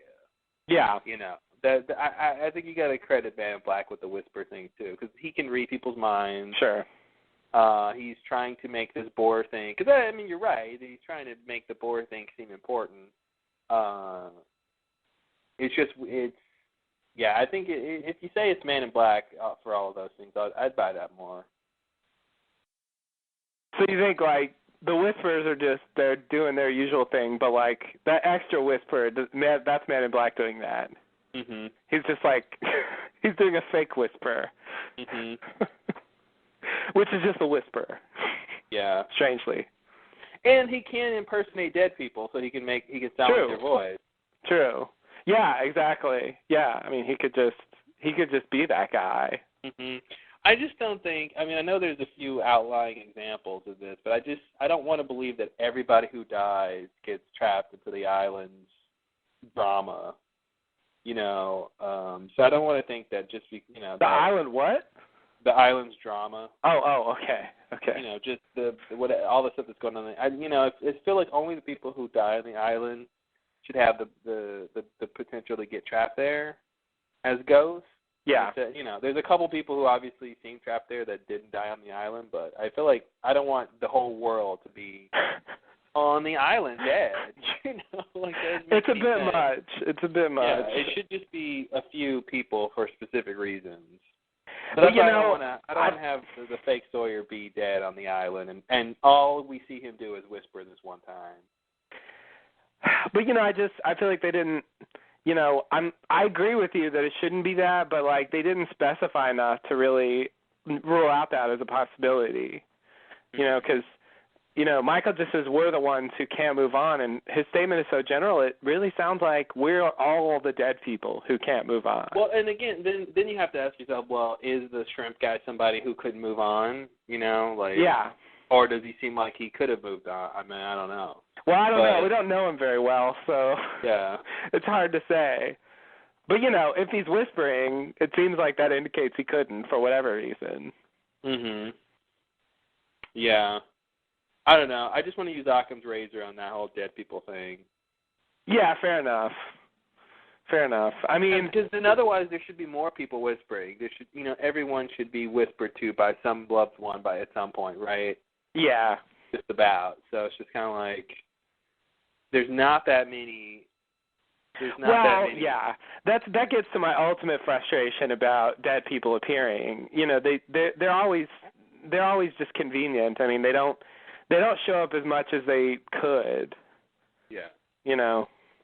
So they just show up when the writers decide they want to write them showing up.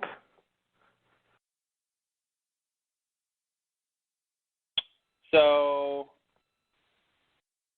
yeah, that's why I feel like it's probably only certain people who would be stuck on the island after they're dead. Yeah. I mean, Christian didn't even show up on the island after he was dead. True. And he shouldn't have been able to move on, but I guess he did. I don't know. He did. No problem for him. It's weird because the way he died. I think Michael's wrong. I just think Michael's wrong. I think he's right about people.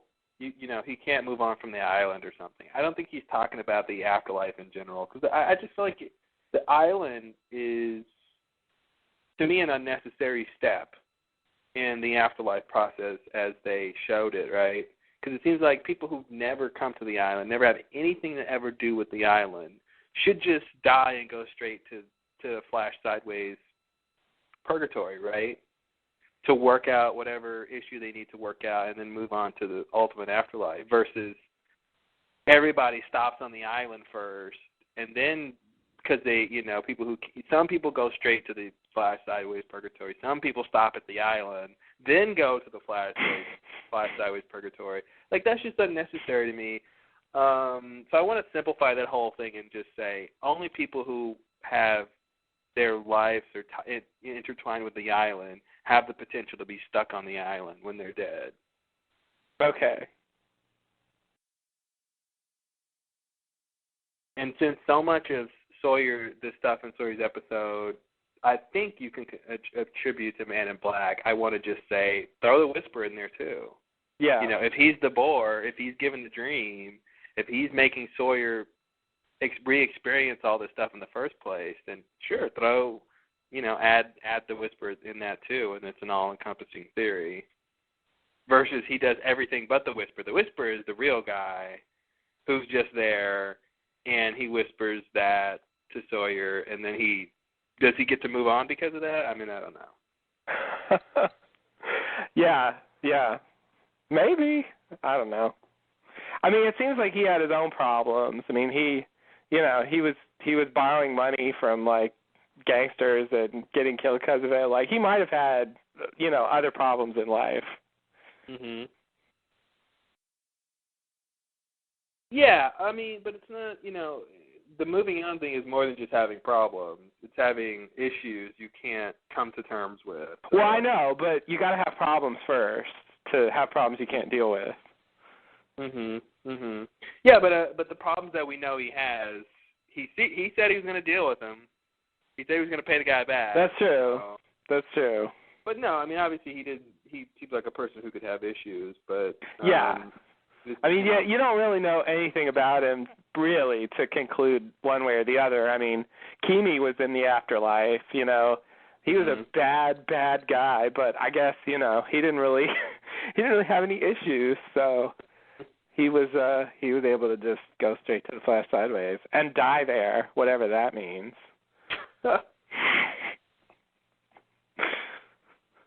Yeah, I don't know what that means. But I love how Jack was just chopping wood this whole episode. Yeah. Yeah, there's a lot of episodes where Jack's, like, doing nothing. Like, he's just kind of sitting back and, barely participating. I think we had one or two shots at the cave, and then everything else was on the beach. Yeah. Yeah. Beach looks better. Beach is better. It's better. They're gonna realize that eventually,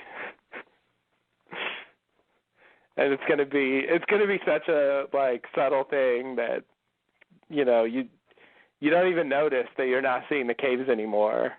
Yeah, I think with the passage of time, I think you could tell there was that night Sawyer got his stuff messed up by the boar. There was the first night, right? Yeah. Where the boar took his tarp, and we saw the next day. Then he goes after it, and then I guess he and Kate camp that night. They play I Never one night. Right. And then I guess they go hunt some more, and then there's the second night or third night. where they camp and he wakes up with the dream? Or was that the same night they played I Never? I think that's the same night. Oh, that's the same night they played I Never. Okay. Yeah. And then the next day, he goes and they find the boar. So that should be the third day. Yeah, I think that's the third day. Yeah, I think the first thing like starts on that first night when the boar makes the first attack. Mhm. Which again, like showing up in the tent on the beach, like that, I don't know. That really seems Man in Black style to me. That's exactly what Yemi did. Mhm. And since like the board never does anything like that again, you know, like it was only Sawyer. Like, it's so weird. It was so, you know, he picked up the little piglet as if like that was they tracked the boar back to where the boar was living. But it's like, man, that's pretty far from where he was in Sawyer's tent on the beach. Yeah. Now he's 2 or 3 days out. So you're telling me that boar made a beeline straight to Sawyer's tent just to, you know, like that's just weird. It is.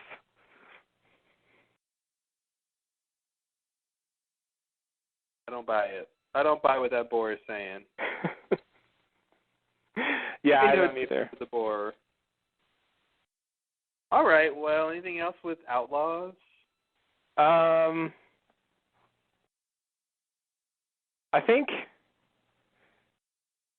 I guess one thing they didn't do that has been pretty consistent for this season is lead into the next episode. I feel like I have no idea what the next episode is going to be about based on how this ended. Probably the raft. I guess so. I don't know though, but they didn't really. But that's something that I could think plot-wise is. Yeah. Talk about the raft. It probably will be, but like they didn't. It wasn't featured or really woven into the story at all. Mm-hmm. It was like you said. It was like subtly in the background of one shot. Like, I mean, I guess that's cool in a way, but I feel like something about season 1 that's been cool so far is the way they've had the plots of the different episodes tie together. Yeah. The events of one leading to the next one. Yeah, because doesn't the raft get burned and then they think Jin did it or something? Yeah. So it's like they are setting up the next episode by that one shot. Right. It's way more subtle than they usually do. It is. Yeah. I just sort of expected a scene with Michael or something about how far along they are on the raft. You know. Like he walks into somebody else's conversation. Hey, you guys got any wire? I'm building a raft. That'll be through tomorrow. Exactly. That's what I was wanting. Ooh, I gotta hide. Walt's coming. Yeah. You guys see my daddy?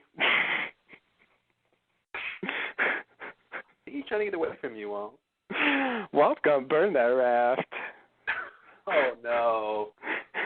Jin did it. It's weird. You see him just playing fetch with Vincent on the beach like he's innocent and like he's really doing reconnaissance on that raft. Yeah. He's playing by the raft on purpose so he can see, oh, there's a structural weakness right there. Oh, look at that. Oh, they didn't put the insulation on this part.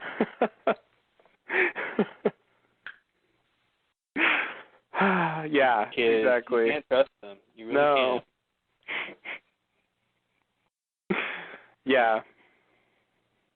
Yeah, that's a weird thing about the raft plot. Like, this isn't the raft they use. The first one gets burned.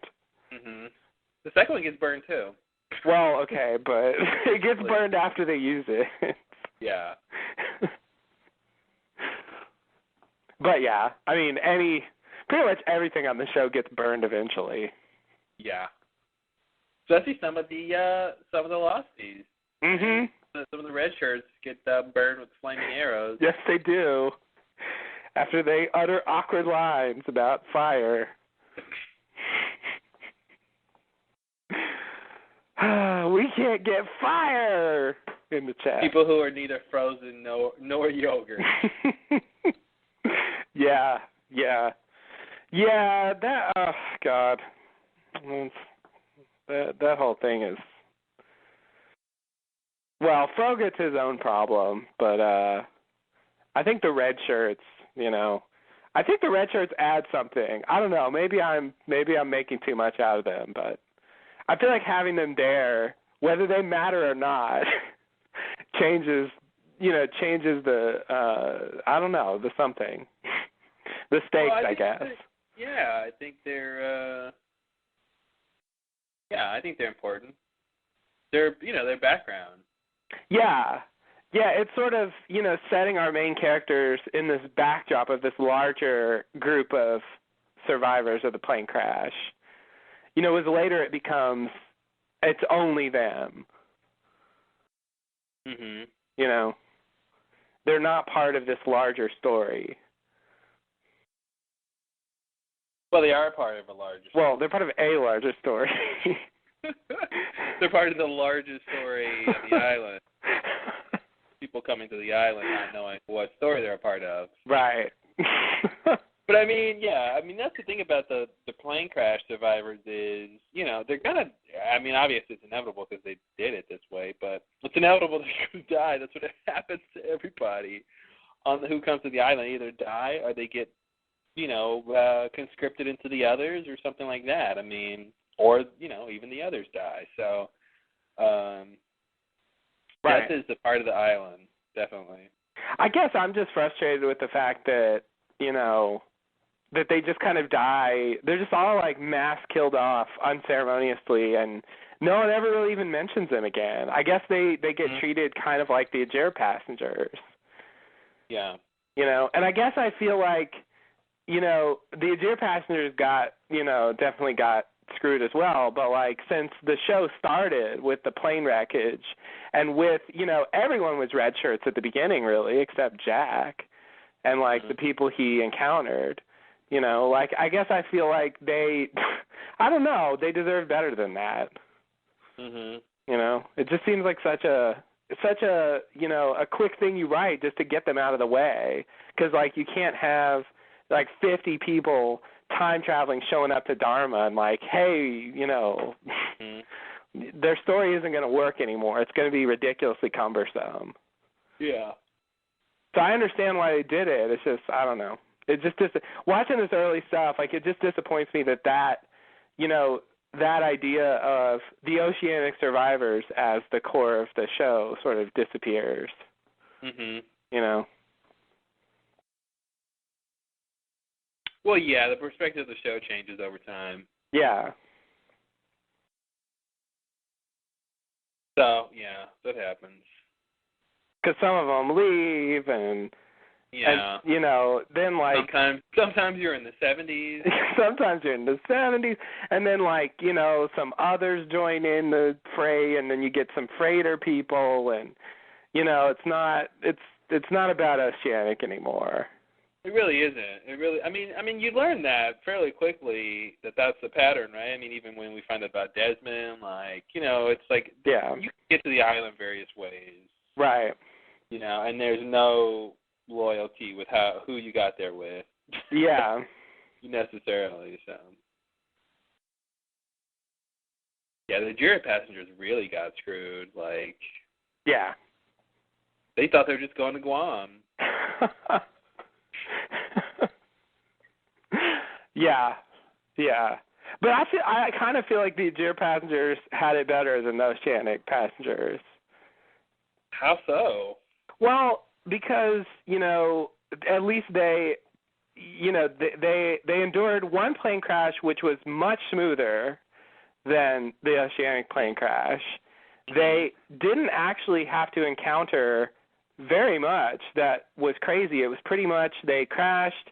There was some strange drama, amongst the people who crashed there, but like for the most part, it was they crashed there, and then this guy showed up and shot them all. Mm-hmm. That's their story. So that's better than actually living longer on the island and surviving and finding out mysteries? I guess the way I see it, the Oceanic survivors suffered more. They had to go through a lot more in terms of, the general stress of attacks by the others, the drama of trying to leave, the freighter attacks, the time travel. That's basically a quality of life question then. Yeah. Would you rather live longer and suffer, or live, suffer for a short amount of time? Yeah. So I'm sort of voting on the side of living for a shorter time than living longer and suffering. Okay. There is, some very good games of I never in between those times of suffering. Well, there's some very good, holes of golf played during those times of suffering. Fair enough. But so the main characters, I would say that's not true for. I'm really talking about the red shirts. Well, they did all that stuff too. Yeah, you're right. Didn't I know. See it. No, I know. I know. I see what you mean. I just feel like I would characterize the Jura passengers as having it worse because they have no idea what happened, right? They're on the other. I mean, not that the losties find out a lot. The red shirt losties find out a lot, but it's just they land, and almost immediately as they land, they're getting their bearings. Probably the smoke monster comes and kills them, or Widmore comes out and has his men kill them with no rhyme or reason, no idea where they are, what they're doing. To me, I feel like that's worse than at least the red shirts who made it to season 5, who, they got killed in the Era attack, but man, they had years or months or, time to actually be alive, and I don't know, I'd probably want that, even if it's more suffering overall than just this death with no explanation. Even when the arrows are firing in the air, they at least know it's the others, and they know who the others are. They know the others are people who want to kill me, who live on the island, and they're trying to kill me now. And if I get an arrow on my chest in my last 30 seconds of life, I can at least know why I'm dead versus I'm getting pummeled in a tree by a time traveled. I mean, you don't really know what's going on. Well, but they know it's the others attacking him, don't they? I guess they do. I mean, I think they know it because if they're getting attacked, it's probably the others. But but I still feel like they don't really understand what's going on in general. Well, yeah. I mean, but who does? Right. I mean, they understand on that first level of why am I being attacked. Yeah, that's true. Whereas the Jira passengers, like I said, getting pummeled on a tree by a smoke monster, they have no idea what that's about. Yeah. And then they're just dead. To me, I feel like somehow that's worse. I don't know. Yeah. Well, I guess, to me, I mean, you have to do some kind of calculation, I guess, to make it totally right. But I would say in general, when you're talking about extremes, suffering is worse than death. I think it depends on the suffering, but yeah, I see your point. Because if are we just talking about the red shirts? Yeah. I mean, how much suffering do a lot of them have? I mean, well, it's hard to know, but I think to me it's unquestionable that they suffered more than the Jira passengers. Just by time constraints. Yes, yeah. I mean, they went through. I just think there's. Yeah, I get your point. I buy your point. I just think when you factor in the fact that they got to actually live longer and have more experiences, to me that makes it better than just. And I wouldn't say they got to live longer. Both groups are going to die, right? So all things being equal, they're both going to die. Yeah. One is going to die with less suffering. Yeah. But one is going to die with less experiences.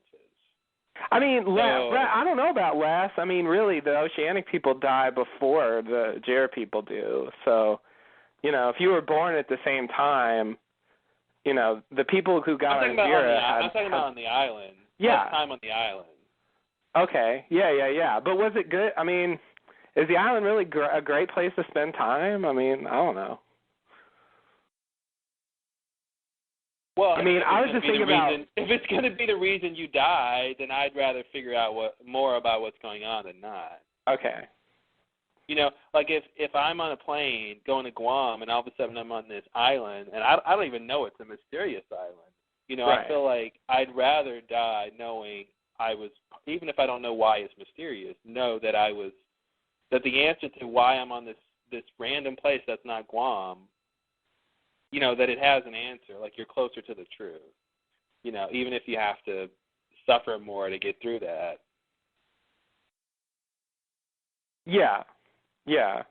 But I mean, I guess I don't feel like the oceanic people were that much closer to the truth.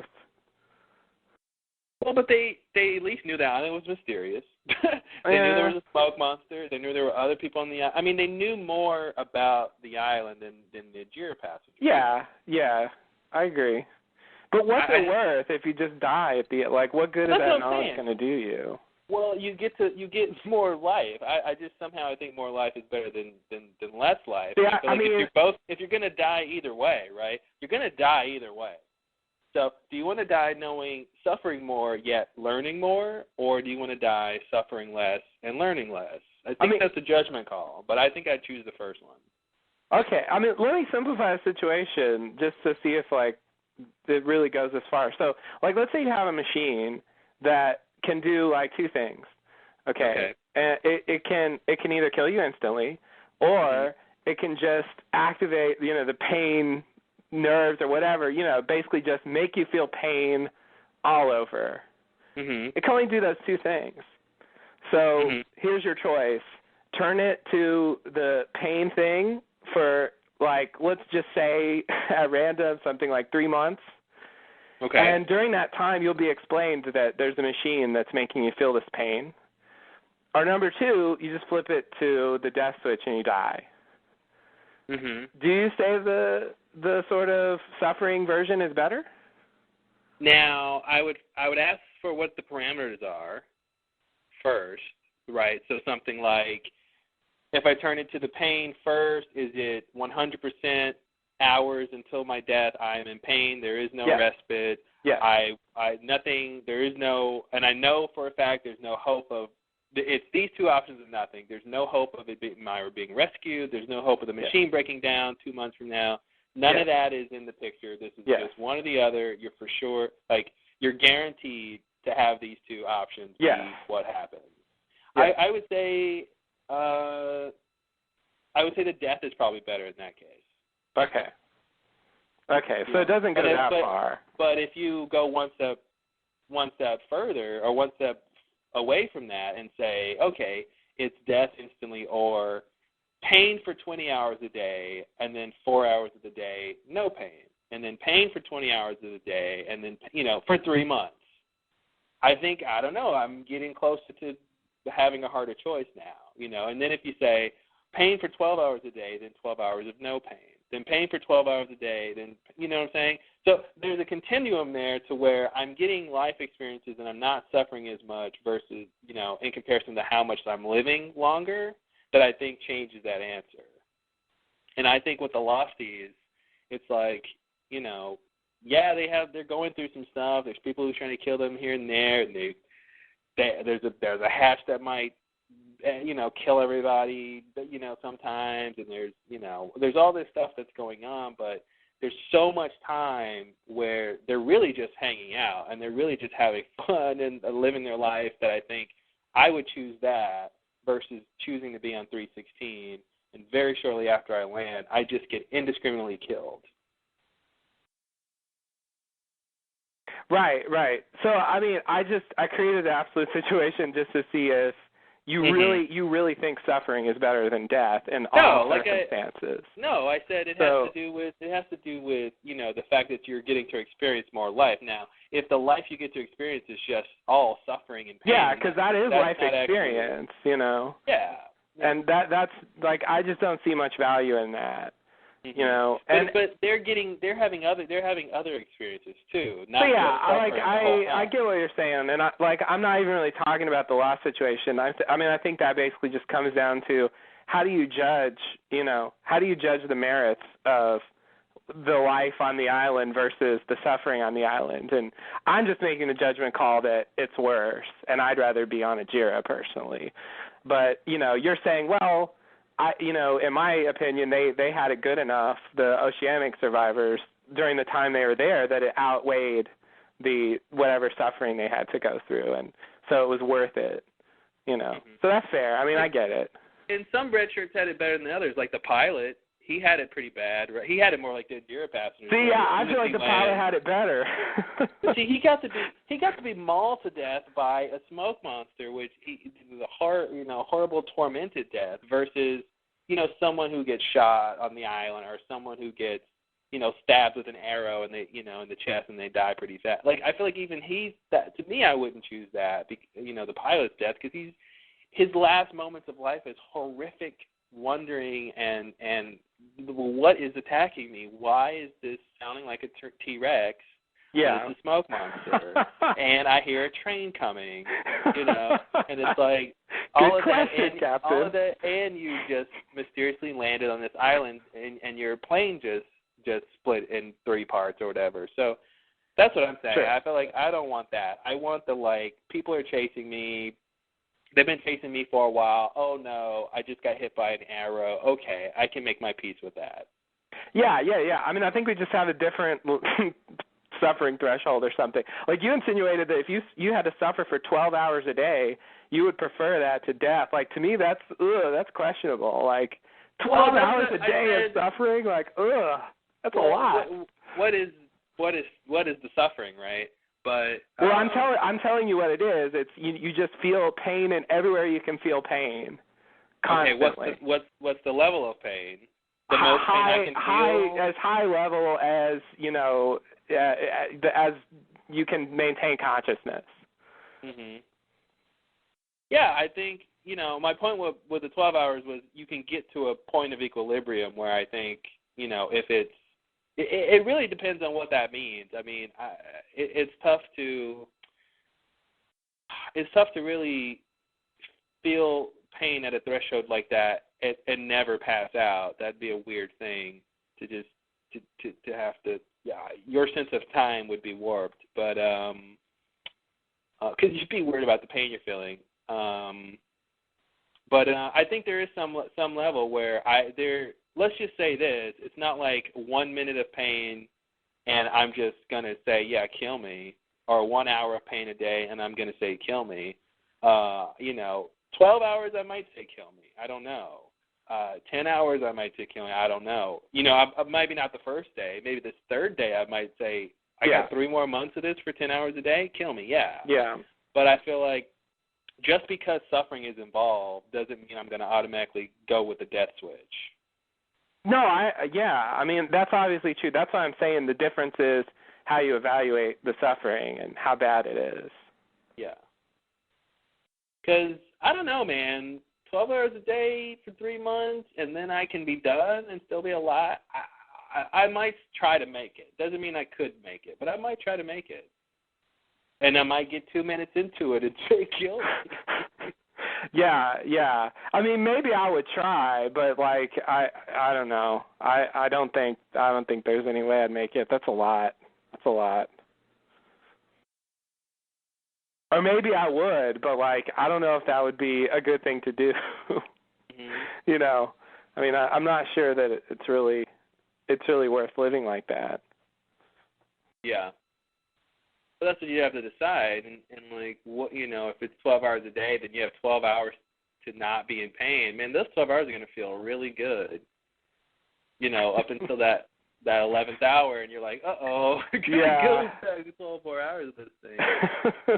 Yeah, sleep would be tricky too, because you wouldn't be sleeping during the torture. You would have to sleep during your 12 hours. Instantly during that 12 hours. Yeah. Then that's a really shitty life. You just sleep and then get up and get tortured and then go back to sleep. Mhm. That's, oh, God. But it's only for 3 months. But it's only for 3 months, yeah. So it's either that or death. And I feel like if you think you can make it, try it. You might not be able to. But yeah. I guess. I mean, I could see making the decision to try it, but I don't know. I think that's Because what you're really talking about is something like a prison sentence, almost. It's kind of just saying, yes, well, you have to endure this suffering for X amount of time, and obviously prisoners don't get a choice to do it or not, or die or not. Really, it's depending on what the sentence is. But if you're okay, you have 20-year life sentence, 24 hours a day in prison. That but at the end of that, you can get out. So then you could tell. I mean, there are people who obviously make that choice, and they say, "I can't spend 20 years in prison. I'd rather just die now," and they kill themselves or something. But prison is at least generally not constant pain for 12 hours a day. I mean, you get a certain amount of quality. You get regular meals, exercise. Sometimes you get to read, depending on the circumstances. There's a certain amount of like life's basic needs that you have met there, So it's not the suffering of prison, generally speaking, is just the fact that you're not free to do whatever you want. Yeah. You can't leave. So I feel like that's a low level in terms of like just pure pain. It's kind of it's on the low end of the scale there.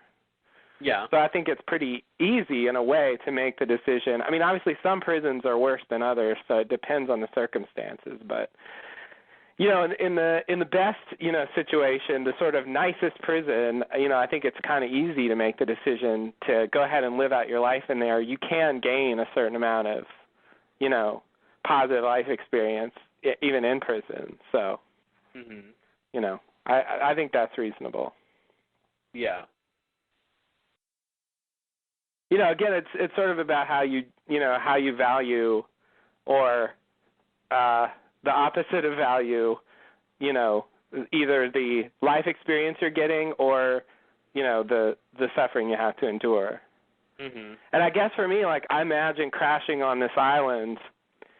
As much as I want to know on the TV show what's going on, I think in that circumstance, I'd probably, not that I would ask for this to happen. Obviously, I would try to survive if I had that opportunity. But I feel like from an outside point of view, if I could just get killed within a few days of being there, I think I would choose that for myself rather than have to endure 5 months and then, a combination of suffering and other things.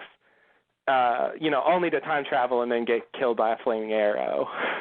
Mm-hmm. I mean, to me, I just forget about all that. I really don't. I just don't think that's adding to my life very much. Mhm. Yeah, I would. But that's just a personal judgment. 5 months. Yeah, it's just a personal call because I feel like I'd rather spend more time, even if I never figure out what the island is or get close. See, but that's the thing. It requires, for me, I mean, you're saying even knowing in advance you'll take it, but for me it requires knowing in advance. Like, if I crash on the island, I don't know that 3 months from then I'm going to get killed by a flaming arrow. So I'm not going to say, well, I hope I die right now. I mean, there is still hope, for something better to happen. Mm-hmm. So I'm not going to want to die instantly, but I'm just saying if I know those are my two options for whatever reason, then yeah, and I'm saying if I know those, yeah, I think if I know those are my two options, I would opt for the later death. Yeah, I get that. But like when you're saying like you crash there and you want to know stuff, like I mean I would do that too, but it's based on the fact that I don't know what's coming for me. But I'm saying not that you necessarily know that the island is mysterious, but everybody who crashes. These two flights crash under mysterious circumstances. So I'm just saying, at least at that point, of wondering, okay, what happened here? Where this isn't Hawaii, this isn't Guam. Where are we? That kind of low-level mystery stuff. Yeah. Even before you get to the bigger stuff. I just think it's crappy to just get wiped off the face of the earth by a smoke monster or whatever killed them. And kill 316, and to never know why. To me, it's. I guess that just ties into my whole idea of death and stuff. That I don't. I don't want to get I don't want my death to be I get hit by a car and I'm just 1 second I'm alive, the next second I'm dead, and with no time in between the process. my life, and that I'm dying. That is the worst kind of death to me. Or, dying in your sleep is nice, but because it's painless, but that is sort of a fear I have death-wise of just not being able to consciously say, oh, I'm dying now. Let me think about my life, So the interior passengers get the thing I don't like, which is basically instant death with no understanding of why they're even getting killed or where they are, versus something like the red shirts who are a little bit closer to, obviously some of them get killed instantly, but yeah, they some have a little get bit killed longer. instantly in the plane crash, but we're not talking about them really. And I think to a certain extent, so assuming Widmore's people did it, I mean, they show up, they start shooting. I feel like the people, have the same idea of what's going on to a certain extent as the time-traveling oceanic people did about the others attacking. These people are trying to kill us. I can try to escape, I mean, I feel like it's the same level of like it's pretty close. I mean, knowing the kind of danger you're in. Yeah, exactly. But the Losties, the in red terms of Losties, getting the chance to ponder your own life and the fact that you might die right now. Yeah, but the red Losties they're number one used to people trying to kill them. Versus okay. versus all of a sudden people are killing me and they don't even say hi. Right. With the 316 people. Yeah. But yeah, generally speaking, I'd rather just. I want to know if you're going to kill me. I want to know why. I want to at least be able to guess. Yeah. And if you're on the island and someone's attacking you from the jungle, it's probably the others. And those red shirt Losties know about the others and what they're doing. So when they're getting hit with the flaming arrow, they can at least say, "Oh yes, the others finally got me." The funny thing about it is, like, the others weren't attacking them for the reason that they would have assumed. Mhm. The others actually thought that they were the army guys, like coming back. Like that was what they originally said. So they actually had no idea who they were attacking. Mhm. The others. Yeah, the others. Yeah. Well, that's what time travel does for you. So yeah, exactly. So I feel like you still have the red shirts who are killed still have a pretty incomplete understanding of what's going on. Yeah, well, I'm not saying either one's perfect. I'm just saying it's better, I think. Okay. Yeah, it's definitely not perfect, right? Because there's plenty of suffering involved, and they still die. Yeah, it just seems like marginally more knowledge to me. Like, is it marginally more it? knowledge plus a considerable more time alive on the island. Yeah. Okay.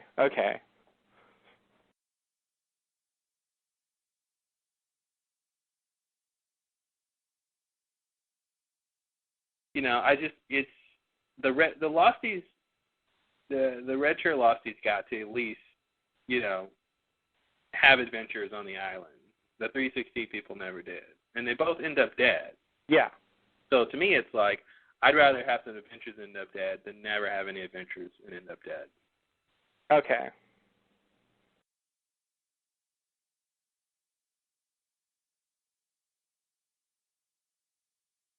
I think, yeah, I'm just, so when you put it abstractly like that, I say, yeah, I'd rather have adventures first. Specifically what the red shirts went through, those aren't the adventures I want.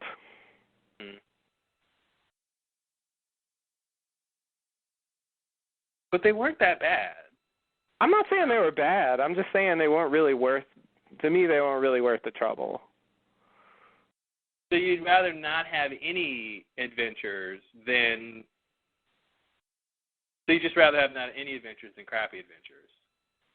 Yes, that's correct. Crappy adventures plus the general suffering of, being stranded on an island and having hostile people and so on. Mhm. Yeah, I might choose crappy adventures plus the suffering versus not. Yeah, I don't know. I just don't see how that's appealing. I just think conscious existence is awesome, and I want to have it as much as possible. Yeah. So I just think being in a situation where I just want someone kills me indiscriminately and boom, I'm dead. I don't like that. I'd rather it be a 2, 3, 4, 5 season adventure with some suffering here and there, and then I'm dead. That's just more appealing to me. Because or now if you said, okay, after death, there's an afterlife and blah, blah, blah happens, I think you change the framework, right? But if we're saying death is the end of consciousness, then I'm like, I don't want the instant death. What does it get you besides dead? I don't know. If you're going to, that's the thing, like, experiencing the suffering and the experiences doesn't get you anything after death either, right? Like, all it does is contribute to your conscious existence and allows you to sort of live longer if you're having more experiences. I would rather have that because after I'm dead, I'm not going to care that I suffered. I'm not going to care about that stuff after I'm dead. So why cut straight to being dead when I'm dead if I'm going to be dead in either scenario? I'd rather extend my life, as long as I'm not suffering too much to enjoy it. That's what I'm saying. I mean, I don't think consciousness is just good inherently. I mean, but I'm saying with these two examples, I feel like I'd pick the one where they're suffering, I think, a marginal amount. See, I just feel like you're underestimating how bad it was. At least, like, to me, like, you really think it wasn't that bad? Like, well, I know that like they portrayed it kind of glamorously, but just like, I guess maybe I'm thinking of a sort of realistic version of the show where you crash on this deserted, essentially deserted island, and you have to survive in that circumstance. I mean, they didn't really portray this that well, but like, I feel like that would be really miserable. And I mean, like I said, the show. Well, it depends on how realistic you're talking about, right? Because they have as many tarps and torches as they need. They have food. The trees have food. They can get bored when they want bored. I mean, I think those parts. Like, I don't know how.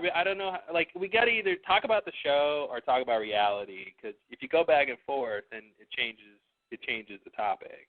Yeah. So if we're talking about what is it really like to be stuck on an island, and have to suffer and probably starve for a lot of that time until you can find food, and then really have to build your own shelter and water and really have to look out against predators. Yeah. That's a different question. I'm talking about some days they're playing golf, some days they're playing backgammon, some days they're moving the fuselage, some days they're running from the others. That's the kind of stuff I'm talking about, where it's like the others might attack your camp at some point, but you might not be the one who get attacked, until next season when they attack again, and maybe you might die or not. Or you might not die. You might make it till season 5 and then you die in an arrow attack. Like, I feel like that's not that bad for what they portrayed in terms of suffering.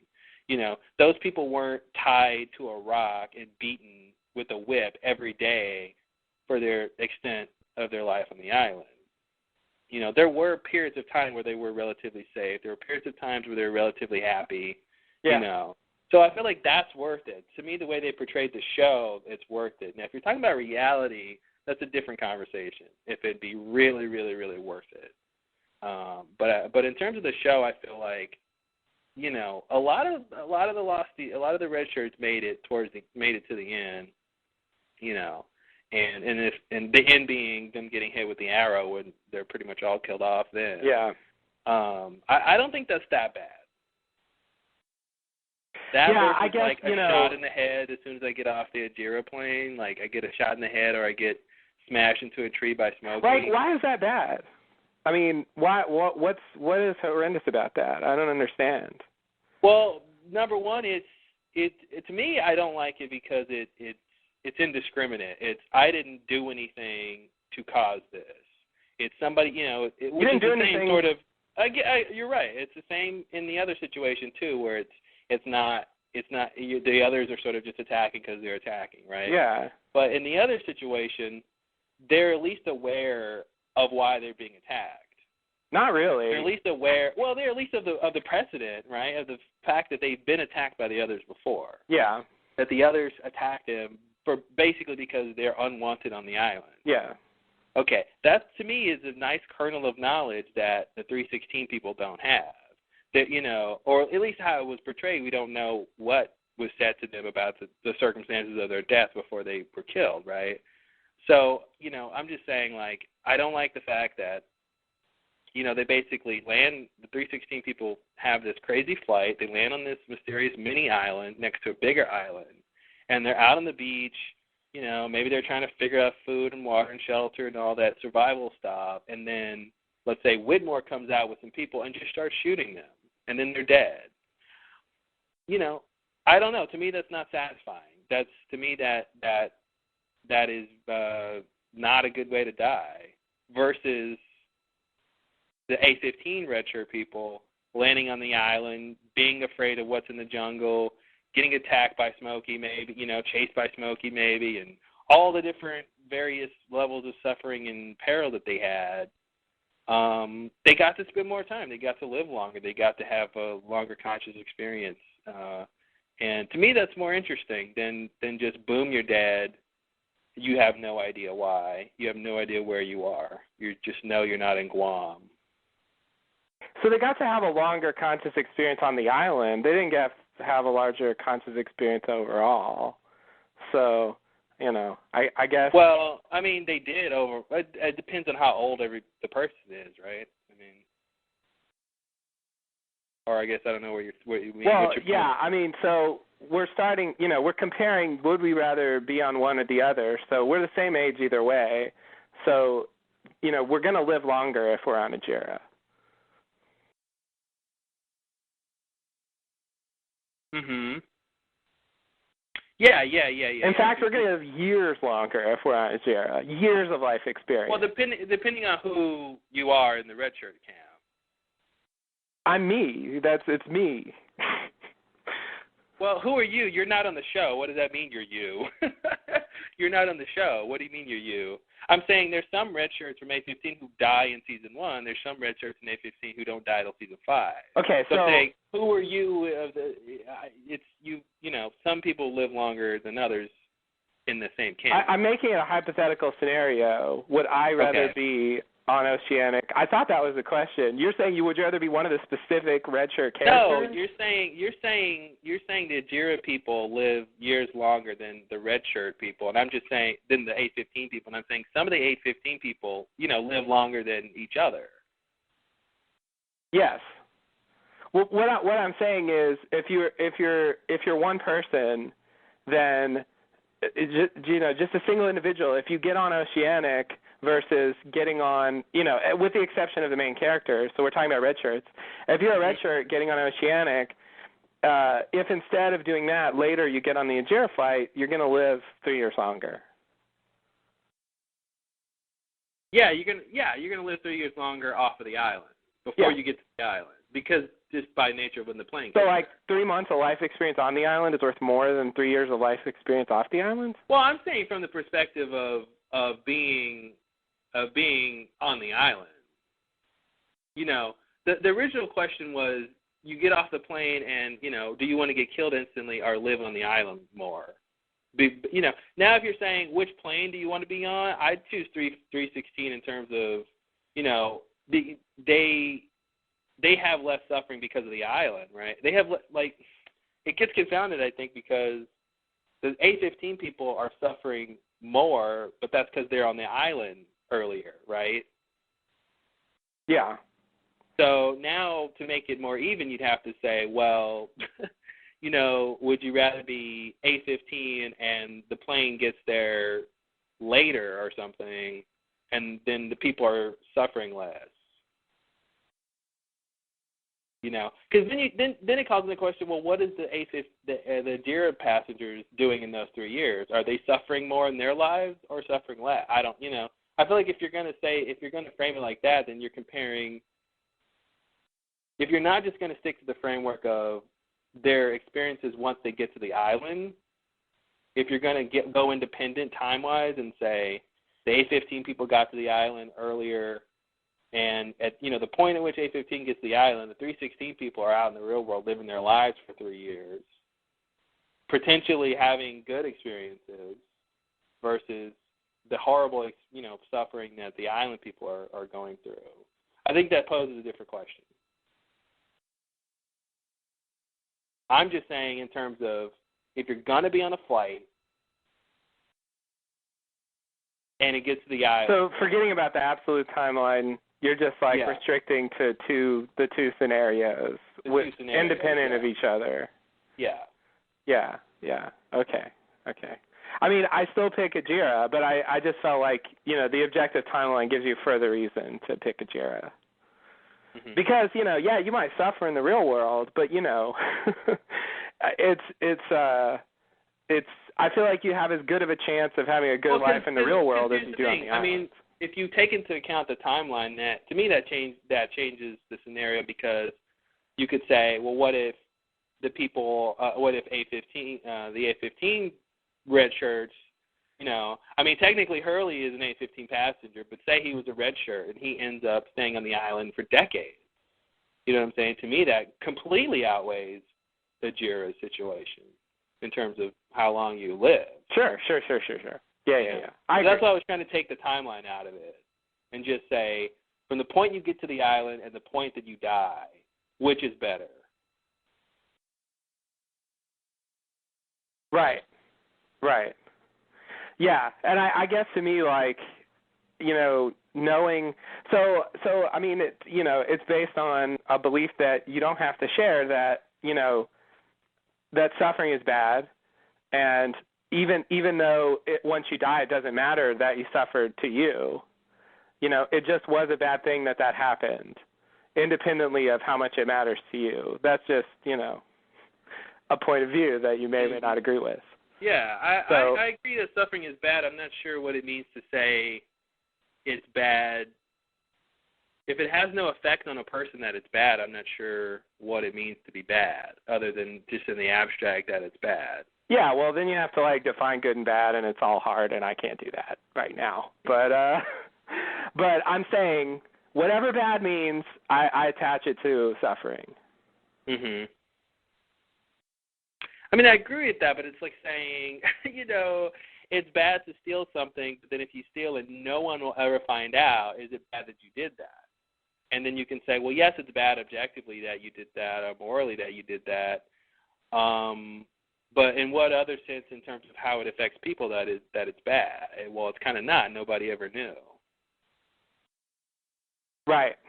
So if you die, so it's bad that you suffered before you died, but you're dead, so you don't care. Yeah. But suffering is bad. But who it's true. I believe it as in the abstract as a concept. Yes, it's still bad. But if that concept isn't operated on by a person, then it sort of has no effect in reality to me. So it's like if someone who saw me die doesn't feel like it was bad that I suffered, or if I'm not alive after I'm conscious after I'm dead and I realize I suffered in a previous life, it's like, well, then how much is that badness really weighing into my decision?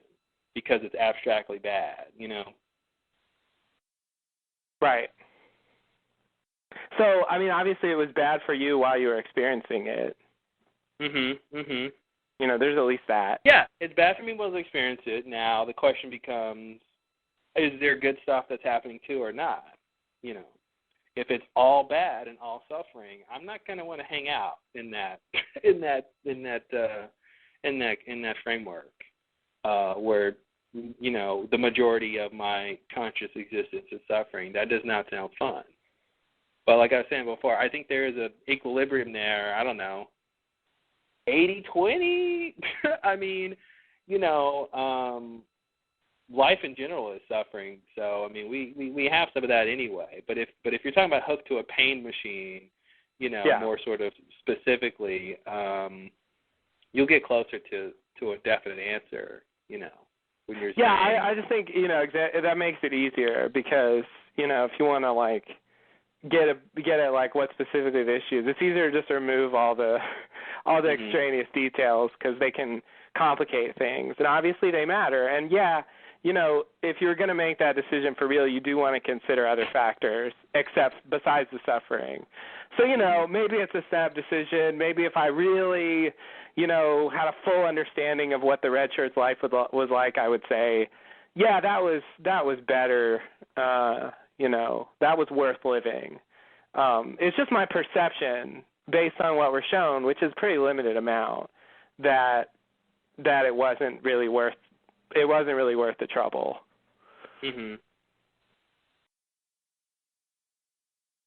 Yeah. Well, that's the sort of problem with the finality of death is not much is worth anything. If you're just dead, I feel like it really finalizes things. Well, see, that's not what I'm saying. I'm saying the bad part of it. You know, because to me, you know, like dying instantly, you know, at random is bad for different reasons. But I guess, you know, to me, you know, just, you know, basically living a normal life and then suddenly dying for reasons you don't understand is sort of objectively, to me, better than to, you know, to sort of live 3 months longer where you're suffering a significant portion of the time. Mhm. Yeah, it's like a you know, I want to think of like an alien invasion scenario, and it's like I want to be the kind of person who tries to survive, even if it's inevitable that we're all going to be killed. The aliens are going to kill everybody. It's going to take a week, and everybody's going to die. And you might know that for a fact. Somehow you know for a fact that aliens do this to planets, and they're going to come, and it takes 7 days, and the planet's gone. You can, on day one, kill yourself now or try to survive that 7 days. I'm going to be the one who tries to survive, even in the face of something like that where it's like you're just going to die. You know, it's inevitable that you're going to die. You know, and you're sort of now the suffering question comes into, am I, you know, hiding here and there, running to and fro, you know, gathering resources and shooting an alien here and there during the 7 days trying to survive and get to safety, or am I captured by them and being tortured for 7 days until I'm, you know, that's a different question. Yeah. But in terms of like just being faced with suffering, does it make me want to just check out? You know, it definitely makes me question how much suffering, how long, what kind. Is there any golf on the off days? Are you really into golf? You really want to play golf? No, it's a lost reference. I know. I'm just saying. I don't know. The appeal of golf is limited, unless it's putt-putt. Unless it's putt-putt. Then the appeal's not limited? No, the unlimited appeal. Unlimited appeal in putt-putt. Look at that windmill. Look at the windmill. Look at what else they got. I don't know. They got moving parts. Mm-hmm. You hit the ball in there, and then stuff happens. How is that not amazing? Shouldn't real golf like have that kind of stuff? I think so. It should be more complicated. Like things should move. Like, you know, it should be a little bit more dynamic. Yeah, I always thought that like real golf should be like mini golf on a grand scale. Like they call it mini golf. Like it seems like that should just be a small version of what golf is like, but it's really not. You know. But it would be cool to see someone actually do it, like a giant version of mini golf, where you have to hit the ball like 300 feet, but you actually have these strange like contraptions you have to work with. Mhm. Well, I think we illustrated a difference in our viewpoints of life and suffering and whatever's in between. Yes, absolutely. Yeah, I mean, I don't know. I don't want to give the impression that, like, I'll just die at the first, you know, suggestion that there might be suffering involved. I mean, you know, there's limits to these things. But I guess, yeah, I sort of land more on the other end of the scale. You know, as you turn the amount of suffering up, you know, I'll probably check out first, you know. I really do think that, you know, as you increase suffering, life becomes less and less worth living in a at a pretty rapid rate. I believe that too. I just think it comes down to what you mean by suffering. Because I think that's relative. Yeah, it is. It is. It's about how you judge it. But yeah, I guess I'm just judging the circumstances, more harshly. Mm-hmm. Because again, I'll admit, like I'm be an 815. like I'm imagining a more like realistic scenario than we're actually presented with. So I am kind of changing what we're shown. Yeah. But I guess when I imagine myself actually in a scenario, it's hard for me not to like turn it realistic. Mm-hmm. I'm just imagining living through what the 815 red shirts lived through from what we saw versus,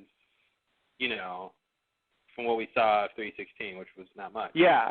Yeah, when you put it that way, like, it doesn't sound that bad. So, yeah, that might be part of the problem. Like, that's just not how I'm imagining it. Because, like, if I start imagining it that way, like, I'm imagining a world where we just strangely have unlimited tarps and people are always speaking expositional dialogue and, like, there's all sorts of, like, weird things going on that don't make sense in terms of real life. Mm-hmm. And, like, it's hard for me to really imagine that as an actual scenario. So I sort of fix it in my mind so that it has the relevant details, but it's realistic. Yeah. So, that might be part of the thing. Like, I'm making it worse in my mind, than what you actually see. Yeah, because they made it okay. You know what I'm saying? Like, the way they portrayed it, like, it wasn't, it was obviously not easy, but it wasn't horrible. They didn't starve to death. There wasn't a lack of food. There weren't, Smokey wasn't killing them one by one every day. Stuff like that where it could have been a lot worse. But if you say, okay, you're going to land on an island among getting basic resources of food and shelter and water. There are indigenous people who will attack you from time to time. You might get killed, you might not. There's a smoke monster that might kill you if he wants to. He might not. And it's up to me to know that with certain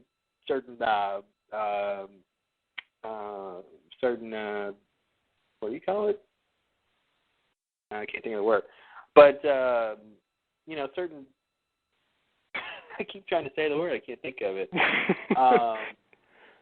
What do you call it when risks? There it is. Risks. It's up to me to know that there's certain risks, so that if I go into the jungle, I might encounter Smokey. That's a risk I take versus this just being something that's necessarily going to happen. You know what I mean? Mm-hmm. So I think if you present it like that, I think I choose that. Where there are things you're battling. There's going to be really scary stuff that happens. There's going to be whisperings from time to time. You won't know what that means, and it's going to keep you up at night, that you're not safe. You're going to be, I try to put in the real world a little bit, with some of the stuff that they deal with. But there's also golf. There's also getting to know people. There's also making new friends. There's also discovering mysteries. Not for the red shirts, but you know what I mean. That versus landing on 316 and sort of trying to figure out what's going on, and then Caesar thinks he knows what's going on, and then somebody shoots him in the chest, and then all of a sudden Widmore kills me or Smokey kills me, and that's it. Neither one's great. Neither one's fantastic. So. Yeah. No, it's a fair point. So, hey, I don't know. I'll throw it out there. Which one would you rather be on, Oceanic or Ajira? What do you say? Right. Yes, I'm let curious. us know. TheLastLowdown.com or TLD.net. I don't know. I'm curious. I actually suspect most people will vote your way. I think you have to have a particular point of view to pick, because in a way, it seems like you want more life. You know, I get it, but I just under the circumstances, I don't want more life. Just let Whitmore can just shoot me, or Smokey can kill me. Whatever the answer is. It's going to be scary, but it's going to be fast, and I'm not going to suffer much. Why is that better? Because you're not suffering much? Yeah, that's exactly why. But life is suffering. Okay, Buddha. He knew what he was talking about. I mean, you know. Yeah, I mean, life does involve suffering, but I think, it shouldn't be. It should be contained as much as it can. Well, I agree with that. So yeah, I mean, it's one of those personal decisions, but it's easy for me to make. And I mean, it's part of my general feeling that like the red shirts really got screwed, like the Oceanic red shirts specifically. I just it feels even more empty that they had all those experiences only to get an arrow in the chest. Well, that's true for every character on the show. They had all these experiences only to, maybe. Well, in some cases, only to become protector of the island, only to fly off the island in an airplane. Those are decent things. Some of those people got some decent things. But I mean, at the very least, right, like, everyone's going to die. Now, Hurley and Ben are in a weird position of they're going to have extra life maybe or something. Yeah. Longer than normal human lifespans, but everyone's going to die. So. Yeah. Everyone's going to die, but like, they can have the chance at, the sort of normal chances, I guess, at a reasonable life, which you can't. I feel like you can't really have that on the island. For the most part. Well, and you can't have that unless you spend more time in the island. I mean, you can't have that without trying to get off the island. For the people who escaped, right? Right. So that's kind of my point of choosing the 815 side of it, is to say I don't want to just get killed right away. I want at least a semblance of hope that I could maybe get off of this thing. Yeah, so that's why. Not that it's gonna happen, but I want to believe it could. So that's why if you like reframe it where I don't actually know what the outcome's going to be. Then so I guess the two choices are Oceanic, I don't know what's going to happen, and I get killed instantly. Then I definitely pick Oceanic. That's a pretty easy choice. But I'm saying those people who got the good ending, the people who got the good ending were people who, didn't get killed instantly. True. Which is just an obvious statement. But if I know in advance that after a mixture of good and bad, I'm just going to die on this island in a couple months, I don't know. I think that's a point where I'm ready to pass.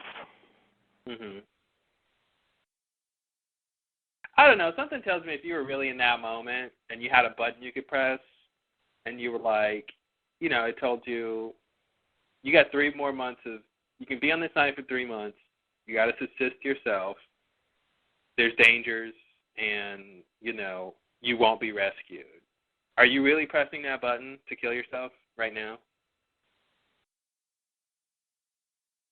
Because I think the like if you don't know what's going to happen, I think you're more likely to hope that you won't suffer, even though they're telling you you're going to suffer. Yeah. So I feel like you're not gonna make that decision, like you said, like if you know what's going to happen, right? Or if you don't know what's going to happen. I know what you meant. Yeah, you know what I mean. Yeah. Yeah. Yeah, it's definitely dependent on that. But I guess there's a lot of cases where if you know what your whole life's going to be, you might make different decisions. Mhm. Yeah. And so that's sort of the situation. I mean, it seems weird, but really, yeah, if I'm really presented with that circumstance of, here's your first option, or you can kill yourself. I don't know. I mean, you're right. In the moment, I would probably have to think about it. For me. But I guess, I feel like it's kind of, I feel like the better choice is to kill yourself, even if I wouldn't make it. But why is it the better choice? Just because suffering is bad? Yeah. But it's like that's like saying like there's some mystical tally system, and it's tallying all the bad things that happen. And if you somehow choose the option where you're suffering, because you're going to die either way, you're choosing the option where you're suffering, that somehow this badness that accumulated because you experienced suffering somehow has some effect somewhere. And my thing is, it doesn't have any effect anywhere in this scenario, so I don't understand why that's important. Other than, unless, of course, that suffering is so excruciating to where life is not worth living. We're not talking about that. We're talking about, like, it's okay suffering. Like, you can deal with it, but it's bad suffering, right? So even though that's still bad, it's not affecting anything. So why? I don't understand how that's an issue. Why it becomes an issue when it's not affecting anything. I mean, the affecting anything, like I said, I'm saying it's inherently bad, so that the point is that without affecting anything, it's bad in itself. But, okay, I get that. But it's bad in itself. Okay, but what does that mean? Like, what does that change? What does that not change? What does that add to? It's bad in itself. So whatever bad is, it has a quality that if something is bad, I would prefer that it didn't happen. Mm-hmm.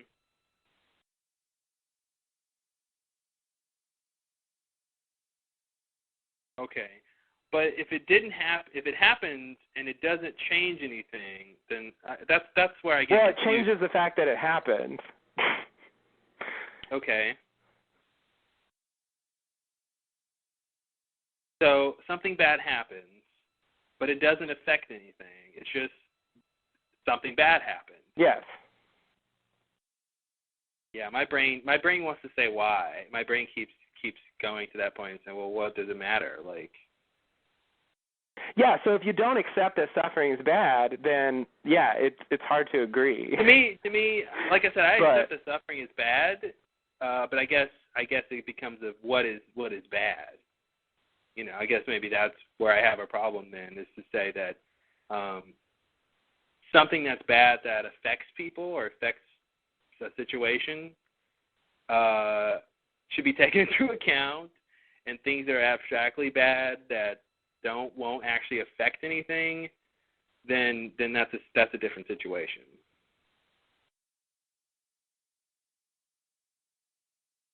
Like, for instance,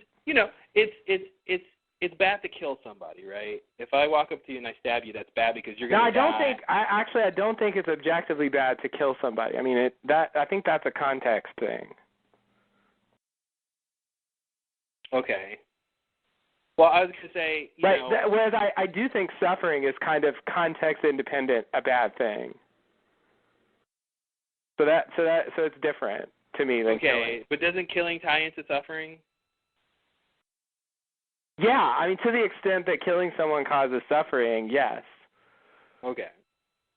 Yes, but killing in itself is not necessarily bad. It could be, but it depends on the circumstances.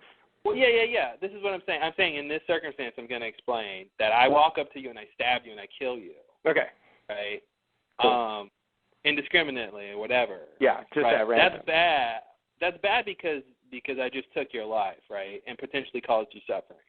And now, yeah, I mean, there's a number of reasons. And then there's that's other one things. of them. and maybe affected other people who didn't want you dead. But if that's not true, if we lived in a universe where I could stab you and you'd be totally fine, it might make you laugh, then that's not bad anymore, right? It's not a bad thing to do because there's no negative consequence to what happened. Yes. So that's how my brain wants to view this whole question about bad and suffering when I get it sort of objectively bad, but it's not actually having any sort of negative consequence other than just a bad thing happening, which well, how do you define negative consequence? I mean, at some point you have to know what bad is, or you have to believe that something's bad. If you're not willing to accept that anything's bad, then you can't really talk about negative consequences. I think it has. Well, what do I have to define first? What's bad or what's a negative consequence? Well, isn't a negative consequence the same thing as a bad consequence, or no? What's negative mean? Is it different from bad? Well, I'm saying something bad has a negative consequence, right? If like something bad shouldn't have a good consequence. It could, but it shouldn't. Like I kill you and then two of you appear or something. I think it's possible that something bad has a good consequence. Yeah, but I mean, bad things shouldn't cause good things to happen as a definition of what is bad.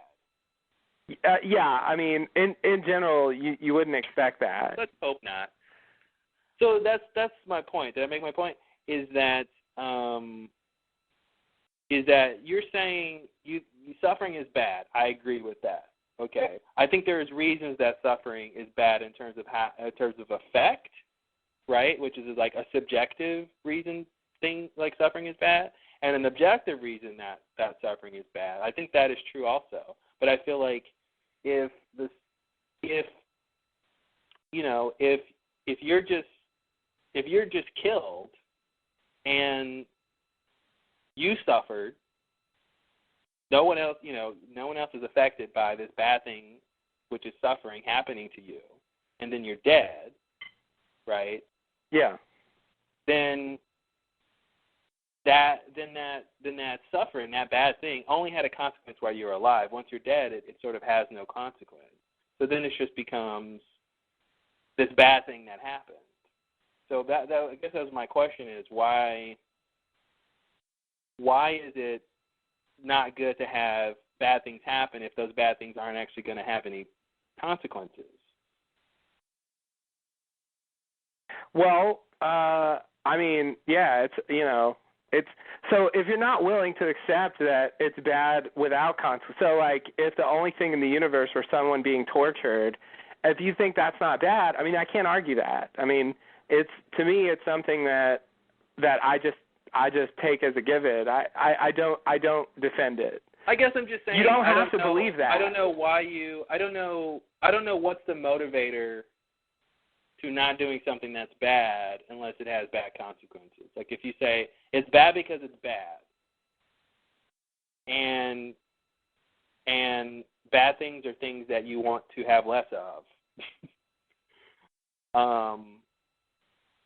Right? Yeah, I mean, that's not the definition, but a bad thing is definitely something that I want less of, yes.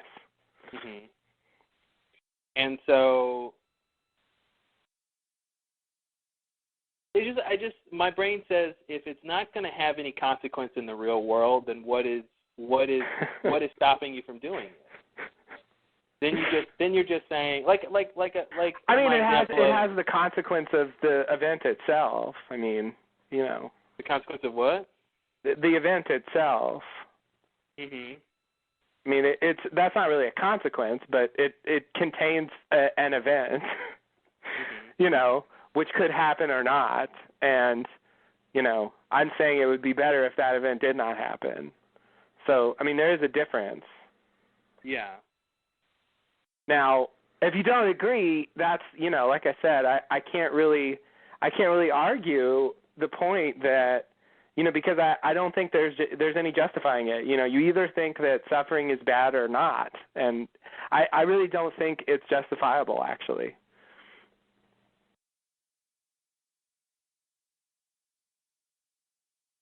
I mean, yeah, to the extent that suffering is what the definition of suffering means. I agree with that. But in terms of the context of the 8:15 and 3:16 thing. But are you saying you only think it's bad in the situations where it has some other consequence, and it's not if you can just suffer alone in a room and not affect anything, like that's not bad? It's bad. It's bad because it's affecting you, right? So I mean, I think it's still bad. Okay. But it's like if suffering never affects anyone, then okay, you can still say suffering is bad. But if it's never affecting anyone, then what consequences is it having? What are you? I don't know. I feel like it's like saying it's like commenting on something about a process on the other side of the universe. It's like, well, it's not affecting us over here. So what are we talking about? That's great that something happened on the other side of the universe, or not, or it's bad, whatever that concept is. But if it's not actually affecting you, then what are you really talking about? Like I was saying, like the universe doesn't have some tally of bad things, and at the very least, we want to, even if it doesn't affect anybody, we just want to make sure bad things don't happen, because at the end of the day, we want to have more good things than bad things happen. Like it's. So I do think in general that if fewer bad things happen and more good things happen, then I would say most people would agree that life is better, that they enjoy living more, and so on. But those are things that are affecting people, right? These are good and bad things that have effect on people. Yeah, so I mean that happens to be true, but I'm not saying that's that's not, to me, that's sort of not the that's not the reason why they're good or bad. It's an outgrowth. It's a side effect. Well, I mean, what do you mean it's an outgrowth of what? You mean the consequence is a side effect of it being good or bad? Or what do you, I got confused on what you meant. Yeah. The consequence is a side effect of it being good or bad. Okay. I don't know. I think we're talking about some really crazy stuff here. I know. It actually relates to laws in terms of good and bad, good and evil and stuff. But I just feel like if something is having negative effects, then it's probably bad. If it's not having negative effects, I don't know how you know it's bad.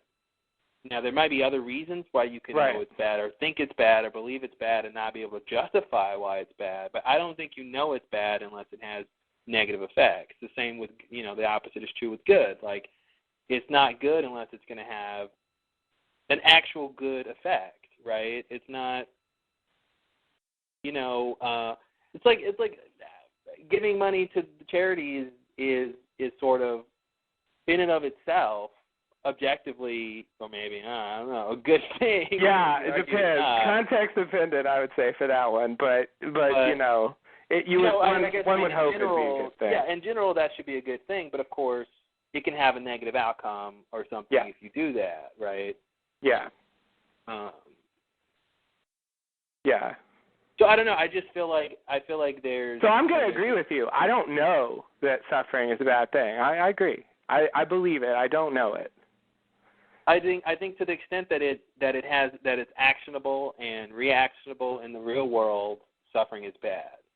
I think if you go outside of actions and experiences. I mean, suffering is an experience. So I don't think you can have suffering without any experience at all. At least one person has to have an experience for suffering to occur. Mm-hmm. So I mean, there is experience involved, no matter what. Okay. And so what I'm saying, I believe but don't know, is that that's bad, regardless. Mm-hmm. Now, there might be circumstances where the suffering is preferable to some other alternative because of other considerations. That's true. But what I'm saying is still, the suffering in itself is a bad thing. It might be a bad thing that you have to accept because of other bad things that outweigh it, Mm-hmm. But yeah, I'm throwing that belief out there which, like I said, since I'm not justifying it and really can't justify it, it's it's very open to not being believed. Mhm. Yeah, I just think there's a fine line there between somehow before we were talking about suffering where it's not affecting anybody. Right. So yeah, and I mean I took that to mean it's not affecting anybody else except the sufferer. Mhm. But you're gonna die anyway. So I guess maybe that was where I entered that idea was you're suffering for 3 months and then you're gonna die. Yeah. And you're saying you don't want to suffer for 3 months. Right. Because I think that's a bad thing. Because it's bad. And in my opinion, under the circumstances, the good or what have you does not outweigh that, and also the bad of dying instantly does not outweigh that either. Mhm. But that's a judgment, absolutely. Yeah. Yeah. Yeah, I'm still going with the 8:15 crew. Fair enough. Yeah. Fair enough.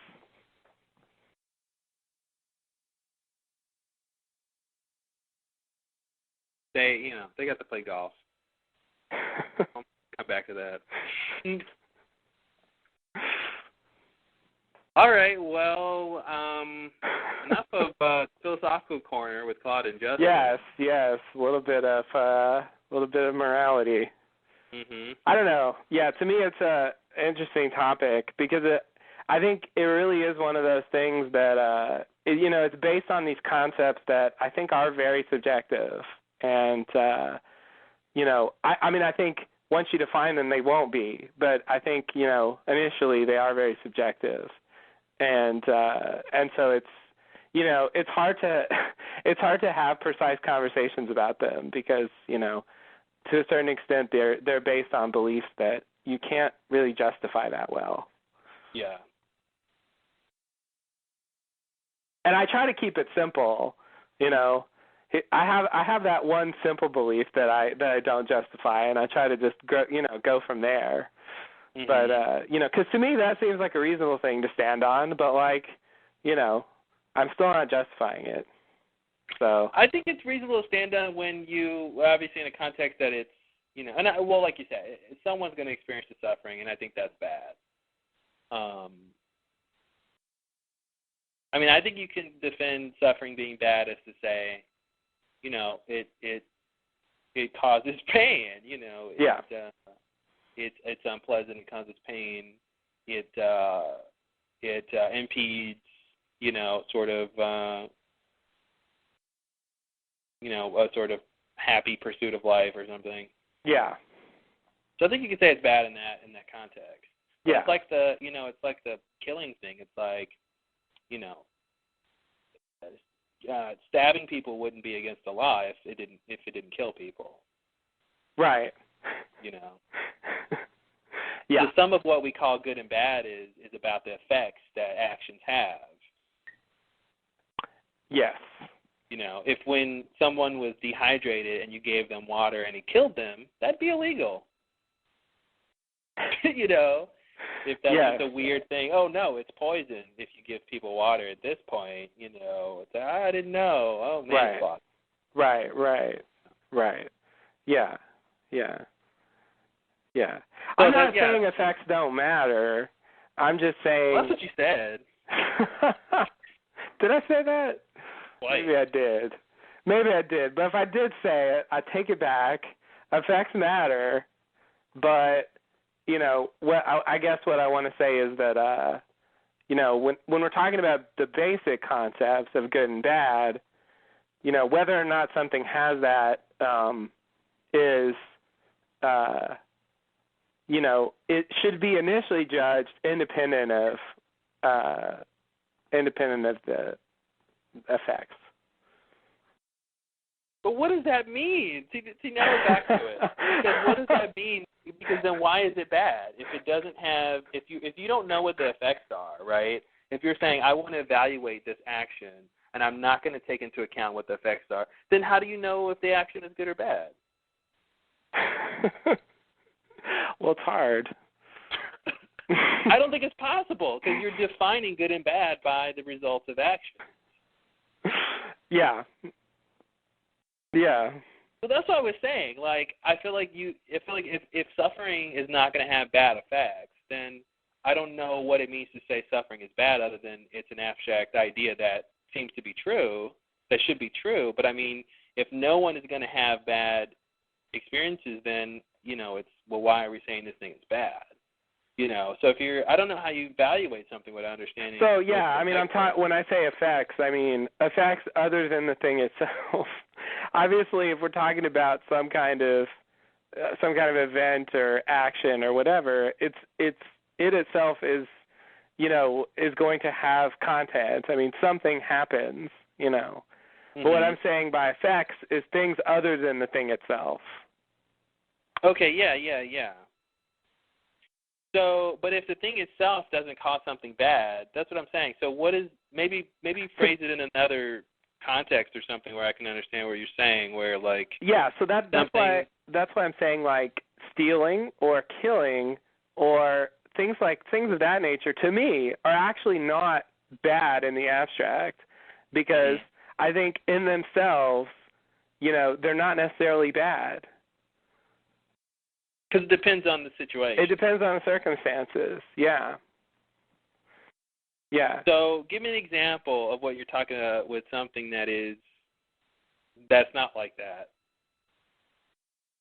Where it's bad, the thing of it itself is bad, but the consequences are ever present with suffering, right? It's somebody experiencing it. So I feel like that's not a good example.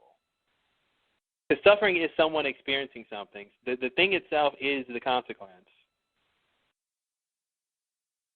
Suffering causes bad experience. Well, I mean, anything I'm going to describe is going to be like that. Okay. Well, then maybe that's the problem. Because I'm trying to think of something like, how is something bad in and of itself without causing something that's bad? Right. I mean, like I said, anything I can offer will have content. I mean, something has to happen or some action has to be performed. Okay. If nothing happens... Then the effects do matter then. Because the effects of suffering is someone suffering. So, like I said, by effects, I mean effects beyond the thing itself. Okay. So that's what I'm saying. Like, so in the case of killing, or maybe better yet, stealing. No. Do I like that? Because if you steal, someone is now missing something that was theirs, and now you have something that you didn't own. Okay, right? okay. Here we go. Maybe this works. I don't know if I like this, but I'm going to try it. So, like, smoking in public, Mm-hmm. So, it's like secondhand smoke. So, blowing smoke out of your mouth is not bad in itself, mm-hmm. right? But the effects, the fact that other people breathe it in and it's bad for them, mm-hmm. right? That's why that is, against the law in certain places. It's against the law because of an effect besides you blowing smoke out of your mouth. Mm-hmm. It's because of other people breathing it in afterwards. That's not part of the original action. Well, then that's saying smoking isn't bad, but smoking around other people is bad. Yeah. So that's a different thing. Yeah. I mean, that's a good example. Exactly. So how does that relate to suffering? Because suffering is the second thing. Yeah. Well, I was just trying to give an example of something, that when you take away the effects, it's not really bad anymore. Yeah, and it's only bad because of the effect. Yeah. But no. So we're trying to get something that's bad without the effect. Oh, you want something like suffering that's just... Well, that was the point. That was my question. I'm sorry. I totally misunderstood. It doesn't cause something. I thought you wanted a contrast. I thought you wanted the opposite of what you're asking. Okay. No, I want something that's inherently bad, but doesn't cause, but not because it causes bad things to happen. It's okay. Inherently bad. Yeah. So this is going to be bad because I have zero examples except for suffering. That's my only example. Okay. And suffering has a consequence wrapped into itself, which is if you like, but it is only the thing itself. I mean, it only goes that far. I think suffering should, if you call it like torture, then I think I get what you're saying maybe, because I feel like suffering. Torture should be a form of experience. suffering. Well, torture in terms of someone torturing someone else.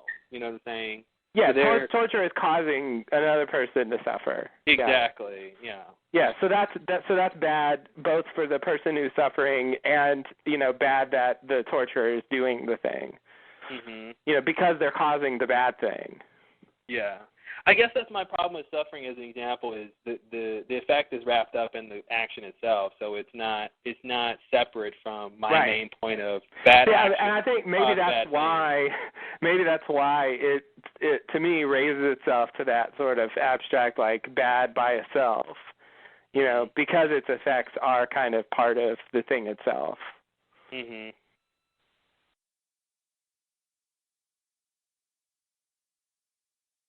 But everything that's bad is like that.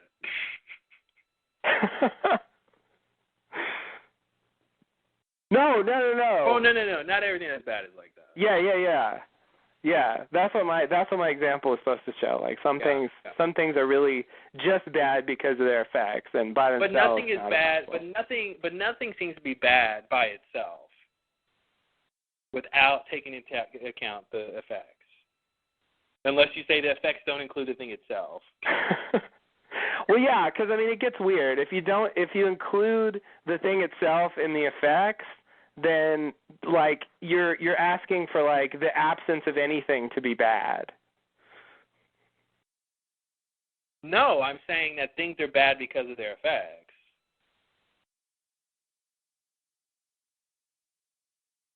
I'm saying you shouldn't be able to call something bad unless it has a bad effect. That's basically what I'm saying. Okay. I'm saying you shouldn't be able to point to anything and say this is bad without being able to show it has a bad effect. If there is something that is bad that before you even know what it does, you know that it's bad, that's what I'm trying to figure out. So I think that's what you're saying about suffering. It's bad whether you know if someone's going to suffer or not, almost, even though suffering is the act of someone suffering. Yeah. Well, okay. I see your point. I think I agree. Agree with what? What's your point? I agree with your point that for something to be bad, it really should have bad effects. Yeah. Yeah. I mean, otherwise, that's true. what I was saying. Otherwise, I don't know why it's bad. But, yeah, what I'm saying is the reason why it's bad is not that it has bad effects.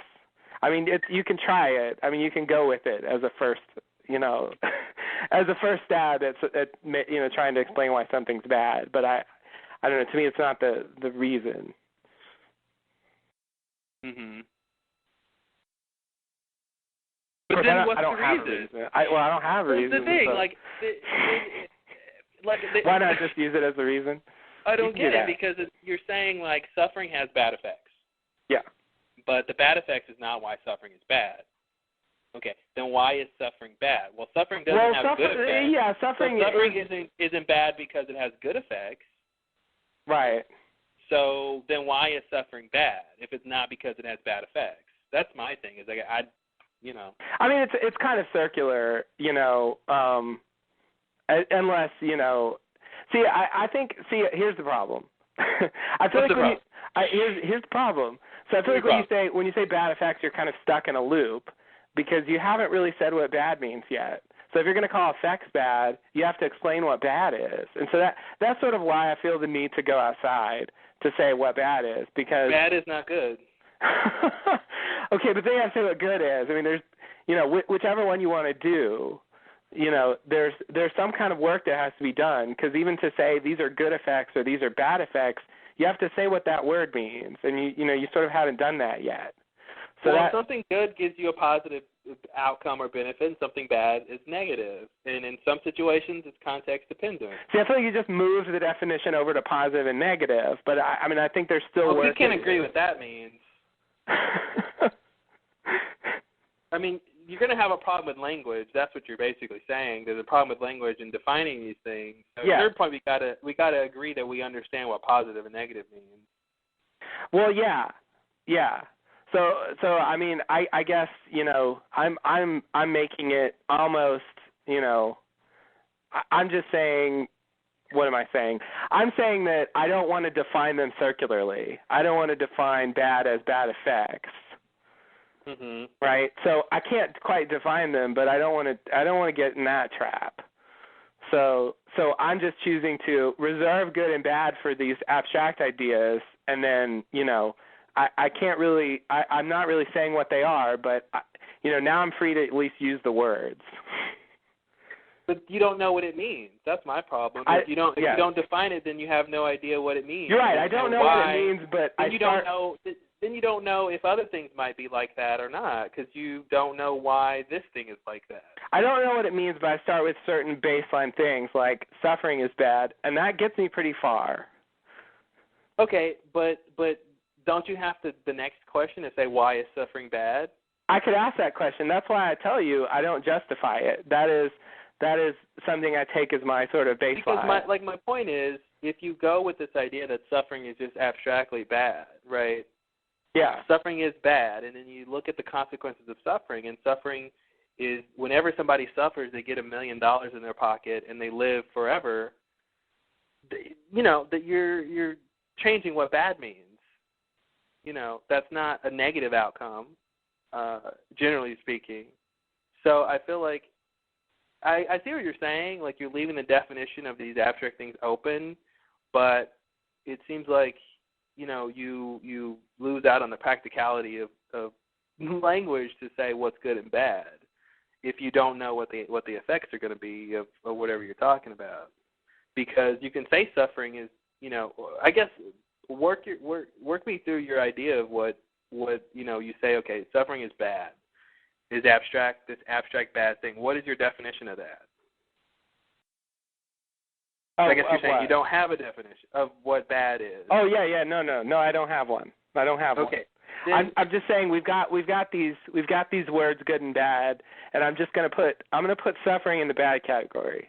Okay, suffering is in the bad category. Suffering is bad. Yeah. Okay, what's the next extension of that? How does that become actionable? Okay. So I mean, okay, so I am gonna add to the pool of things about bad as well. I want to say a couple things about bad. First of all, whatever bad is, I'm going to say that it's something that should be, if something is bad, it should be avoided or reduced as much as possible. Okay. So that's another thing that I'm not justifying, but I'm just going to throw that in as something about bad, because I think that's, in terms of the way people think of bad, I think that's a fair thing to say. It's generally but something. But doesn't that directly tie into what the consequences are? Because why do you want to reduce it other than to reduce the consequences? See what I'm saying? Like, in terms of it being actionable and a physical process in reality, what's the purpose of reducing things that are bad?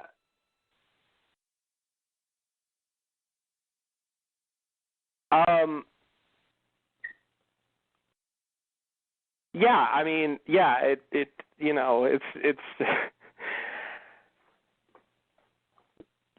so I'm making that a stipulation. You could say, why would I do that? And I guess I'm saying that, when people think of bad things, generally they would prefer that they didn't happen or that they were minimized as much as possible.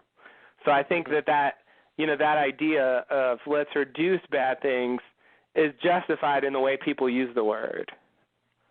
But I'm saying, how can you divorce that from the fact that people say that because bad things have negative consequences? So that's why they want them reduced. I'll accept that that's why. I'm just not using that as a definition. Okay. But that's what I'm saying is, how does that part of your definition, I mean, why is that necessary to the definition? If you're not talking about the consequences. How is what necessary? I mean, I'm not giving a definition. I'm sort of... Well, you're saying bad things are, something that's bad should be reduced in number. Yeah. And I just don't understand why that is. That's a property of bad. It's not a definition. Okay, but I'm saying, it's a property of bad. Yeah. But it describes what bad is. it doesn't define bad. I think. I think it gives you something to work with. So like I'm trying to get you to the point where I'm actually doing something. Okay. Right. So I'm telling you like the minimum amount of things I feel like I have to stipulate to get there. Okay. So I'm stipulating that suffering's bad and that bad things should be reduced. Okay. Okay, so I think I'm there. That's all I have to do. If I stipulate those two things, then if I see suffering, then I want to reduce that. Okay. That it? Yeah. Okay. Well, I think that works. I feel like if that's all you got, that's all you got. I think if you don't want to put in real world, reality into the equation, then I think that works. But I feel like, if you don't know what a bad consequence is, then I don't know how Well, I guess what I'm saying is that idea has the virtue of bad and good being defined for you before you get into it. Yeah. Because you don't know what's good and bad until you judge consequences. And then you can step back and say, things that are bad have bad consequences. Things that are good have good consequences. And then you can divorce the consequences and say, things that are bad should be reduced. But that's predicated on the fact that it has negative consequences. Otherwise, there's no reason to reduce it. Yes. So I feel like it's a weird property or definition of it because it is based on what we know about negative consequences. It is not using it to define itself, but it's operating in that same mode anyway. Sure. I want to get to the same place. I just want to avoid, being circular. Yeah. So I shove off the problem of defining bad. I just give what I think is a reasonable property of it, and I give one thing that I think is bad. So then I'm reducing what I have to assume to just these two little things, and then then I'm sort of off. So I don't know. That seems like I like doing things that way because it avoids the circularity thing. I guess the price I pay is that I have to just assume a couple of things. Yeah, and you can use the same property and say something that's bad should be reduced because its consequences, it has consequences that should be reduced, right? That's really what you're saying. So, yeah. Well, so once I have this bad word ready to go, I can start talking about bad consequences. If the consequences involve suffering, then according to me, they're bad. So they should be avoided. Mm-hmm. So I'm having, so I can work consequences in now. I just don't start with them. Mhm. But it's okay. It's fine the way you start, but you get to the same place no matter how you start. Yeah, I do. Yeah. So why does it matter? You might ask. I don't know. Mhm. Because again, without worrying about what the consequences are, saying something is bad is just not actionable. You can say, well, we reduced that, we avoided it, but that's sort of like I said, I don't know what that means when there's no sort of reaction. Mhm. Yeah. So it might turn out that the only bad things are things with bad consequences. Mm-hmm. I just don't want to start with that. Mhm.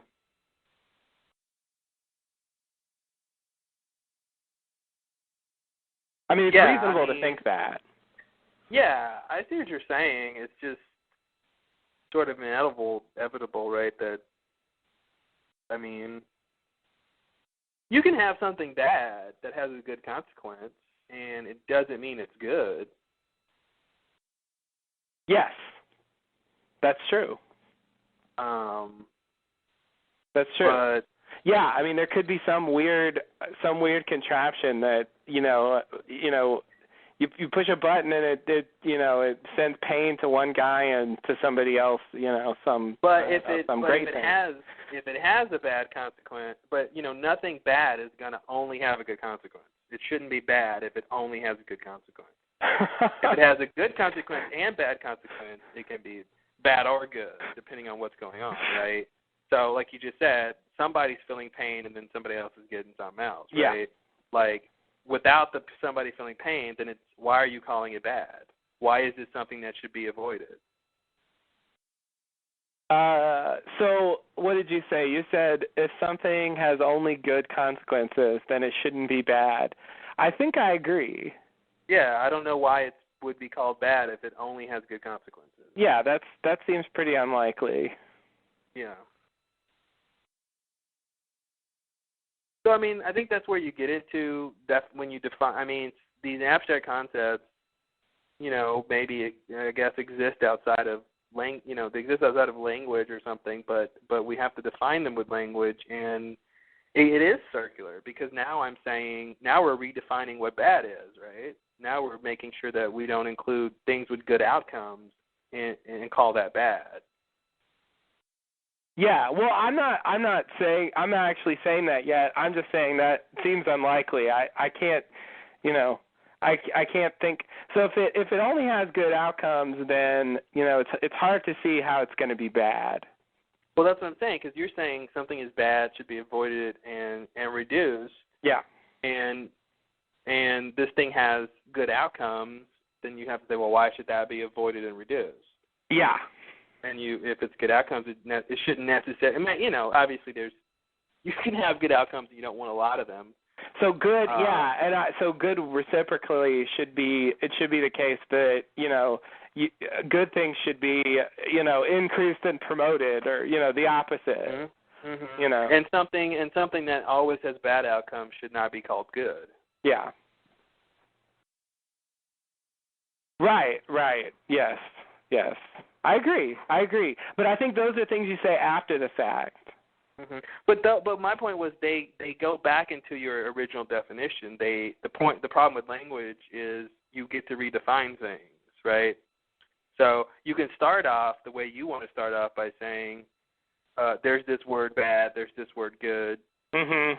I don't know what the consequences of these things are, but I know that for bad things, the consequences should be reduced, and for good things, the consequences should be increased. Yeah. Now, that's all well and good in the abstract. Then you have to make that actionable in the real world, and the real world is going to define what these words mean for you, right? Like, if because it could be that what you say. If you take these as your definitions or your properties, you have nothing. There's nothing to talk about unless you put them in a context, right? And then you can see if you're right or wrong about how you're defining these things. Yeah, that's true. So if you find something bad, if you find something that seems like it should be bad, but that should not be avoided or reduced, then it's like you have this idea what good and bad is, and you start off in a science experiment, and then you're giving something that is deemed good, and it's a little pill, and this is a good pill, and every time you eat it, it makes you sick, and you go, well, this is something that is defined as good, but I want to minimize these consequences, as much as possible. Therefore, this thing is actually bad. Yes. So I feel like, that's what I'm saying about, like, it's one thing to have concepts in the abstract. Exactly. Well, but it's consequences that should be minimized, so it should be bad. Unless you think getting sick all the time is a good thing. I don't know. But So I wouldn't put it the other way. I wouldn't put it that if you want to minimize it, it's bad. I think there are neutral things that you might want to minimize. I'm just saying if it's bad, then you want to minimize it. Well, you just kind of said the opposite. So I'm saying you're given a pill that makes you sick. Yeah. That's bad. That's something you want to minimize, right? Right. But that doesn't necessarily mean it's bad. It does seem to mean that it's not good. Okay. But isn't it something you want to minimize? Yes. So you're saying it's either bad or neutral. Yeah, it's either bad or neutral. It's definitely not good. Mhm. No question about so that. Then you have to. But neutral seems like it should be something that you don't necessarily want to minimize or not minimize. Right. Neutral can go either way. Yeah, so I feel like it should be bad. And really, there are degrees, I think. You know. Of course, we're trying to. Yeah, I mean, we're sort of speaking in absolutes here. I feel like if it's something you say you want to reduce, then I feel like it should be bad by the definition of what bad is, or a property of bad. Fair enough. Or maybe I'm going to say no. It's not like, bad. Maybe you can say it's not bad, but it has a property of being bad. Yes. Because that is a property of being You're bad. right. It has something in common with bad things. Okay. That's true. As long as that's true, I'm fine. You don't have to call it bad, but you have to say it's like that. I totally agree. Yes. Yes. It looks like a bad thing, but it might not be, I think. Mm-hmm. But isn't it though? I don't think okay. so. So you're saying in the case of it's making you sick, but then maybe it'll eventually make you better? Like, so you shouldn't call it bad? For example. But yeah. I mean, what I had in mind was something, something more trivial, like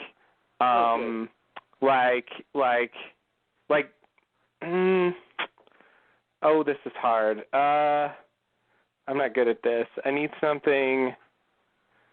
This doesn't quite work. Okay, this seems pretty good. So let's just say this is a bad example, but I'm just going to try it. Let's just say like dirt on your car. Okay. Okay. I mean, not everyone's going to agree with this, but I think at least some people would say that's something you want to reduce. Okay. But I'm not prepared to say that the dirt on your car is bad. I mean, I think it's pretty neutral. It's just dirt. Mhm. So that's the kind of thing I have in mind. Okay, I can see that. I guess again, my brain wants to say, well, why is it bad or neutral or not good? I mean, I guess I should say, why do you want to reduce it? I mean, like, do you want to reduce it because it ruins the aesthetics of the car? Do you want to reduce it because it needs the paint job? Do you want to reduce it because you know what I'm saying? For any of those reasons. I mean, okay.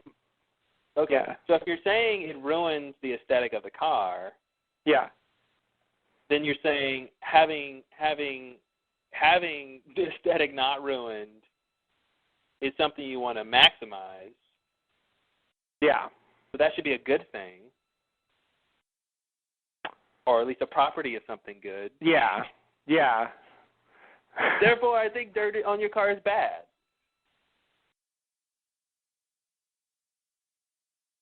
Really? I don't know. To me, it just seems wrong to assign, like, morality to dirt on your car. Now, listen. Now you're talking about morality. We weren't talking about morality before. We were talking about reducing negative consequences. I don't know if that's tied into morality, but I'm not calling the dirt bad as a judgment call. I'm saying bad in terms of having it on your car. If you count good as having it not on your car, right, having your car clean in terms of aesthetics or something. So yeah, I'm talking about the moral good and bad. Okay. Well, that's a different question. When I talk about suffering and stuff, I mean it's that that's why I'm doing all that. Mhm. Bad. The way bad is used in general can be it can mean a lot of things. Yeah, I'm specifically talking about the moral, morally bad. The moral bad. Now that opens up a whole other can of worms in terms of, it's like my example of the pill would have been different. It's like you're getting this pill that's making you sick. The consequences you want to minimize. But then you'd have to be questioning the morality of that pill or something. Is that a morally good pill? Or a morally bad pill, or really the morality is on the person who's giving you the pill or something like that. I think it's weird for inanimate things to have moral values, maybe.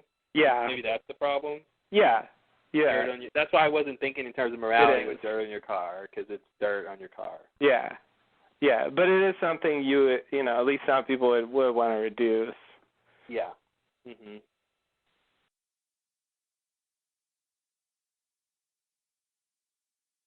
So yeah, I do have in mind for the most part, like, things that people do. Mhm. That's where you have morality for the most part. Yeah. It's the things that people do, and you want to, and there's good and consequences or not. Yeah. Yeah.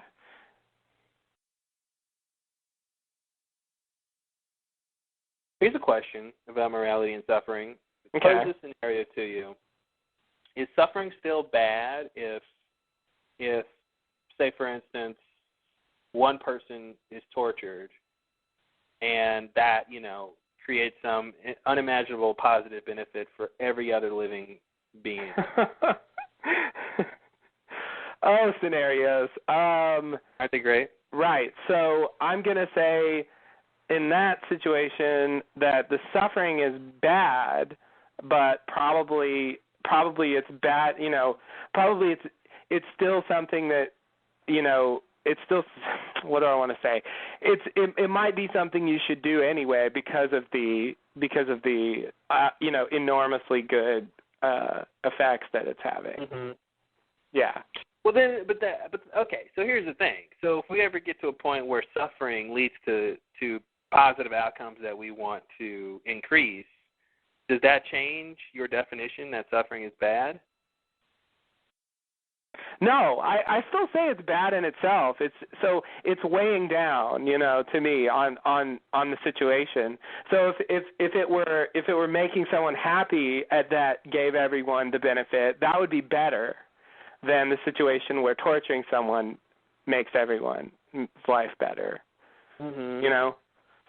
So I still say it's bad. I'm just saying, under the circumstances, it's better to do it than not. Because that goes back to it being bad with good outcomes. Yes. But still has at least one bad outcome. Yes. And if it had all good outcomes, so that's what I'm trying to get you to say or not. If it has always good outcomes, is suffering still bad when it always has good outcomes and never has bad outcomes? Is suffering still just bad? Yeah, I mean, so I still say the suffering's bad. Then why? Then because I've just changed the nature of suffering. I've just changed what that means, right? Because I'm saying now when people suffer, it's not a bad thing. Nothing negative happens. It's actually good. Including to them? Including to them. Well, okay, yeah. If suffering doesn't mean suffering anymore, then yeah, it's not bad. Well, that's what I want to hear. If suffering, that's what I was saying. If it only has good outcomes, is it still bad? And you were like, yeah. And I'm like, why? Okay, I thought I thought you meant good outcomes outside of the suffering itself. But yeah, okay. I keep not changing that. Okay, so now suffering means like being happy or something. Then yeah, it's not bad anymore. Yeah. Is that really what you're saying? That's what I was saying. Okay. Just making sure that if I change the outcome the word completely, itself is not automatically attached to being bad. It's just an English word, right? I mean, it stands for a concept. I don't know. That's what I was trying to figure out. It's not going to, if the English language changes, it's not going to just be that whatever we call suffering now is bad just because it's called suffering. No. It's a concept. It's a concept. It's what it stands for, not the words. Okay. Well, I thought you were saying that one person suffers, the usual definition, but everybody else has their quality of life improved in some way. No, I'm saying like when you suffer, it's something good. Okay. Yeah. I'm changing what the word means. Right. So yeah, I mean, okay, yeah. I'm totally on board, Oh, good. Suffering just became good. I mean, you just said suffering is good now, so okay. Boom, I just cured suffering. I made it good. Tell everybody. Suffering's the new good. Good now. Yeah, look at that. Got to come up with a new word for what you're doing, right? It's like, you're not suffering. Suffering's good. Didn't you hear? All right, well, thanks for joining us on our philosophy podcast. So what does this have to do with Outlaws? So we know that outlaw is something you want to minimize because it's bad, and in-law is something you want to minimize because it's good. No? Oh man. Well, I hope that was fun for everyone. I think after the third or fourth, suffering means good if it's bad, with the outcomes being click. That's the end of that podcast. This ain't lost. What are you talking about? Yeah. Oh man. Yeah. Oh, that's right. It started with the Ajira versus Oceanic debate. Yeah. So tell us. Yes.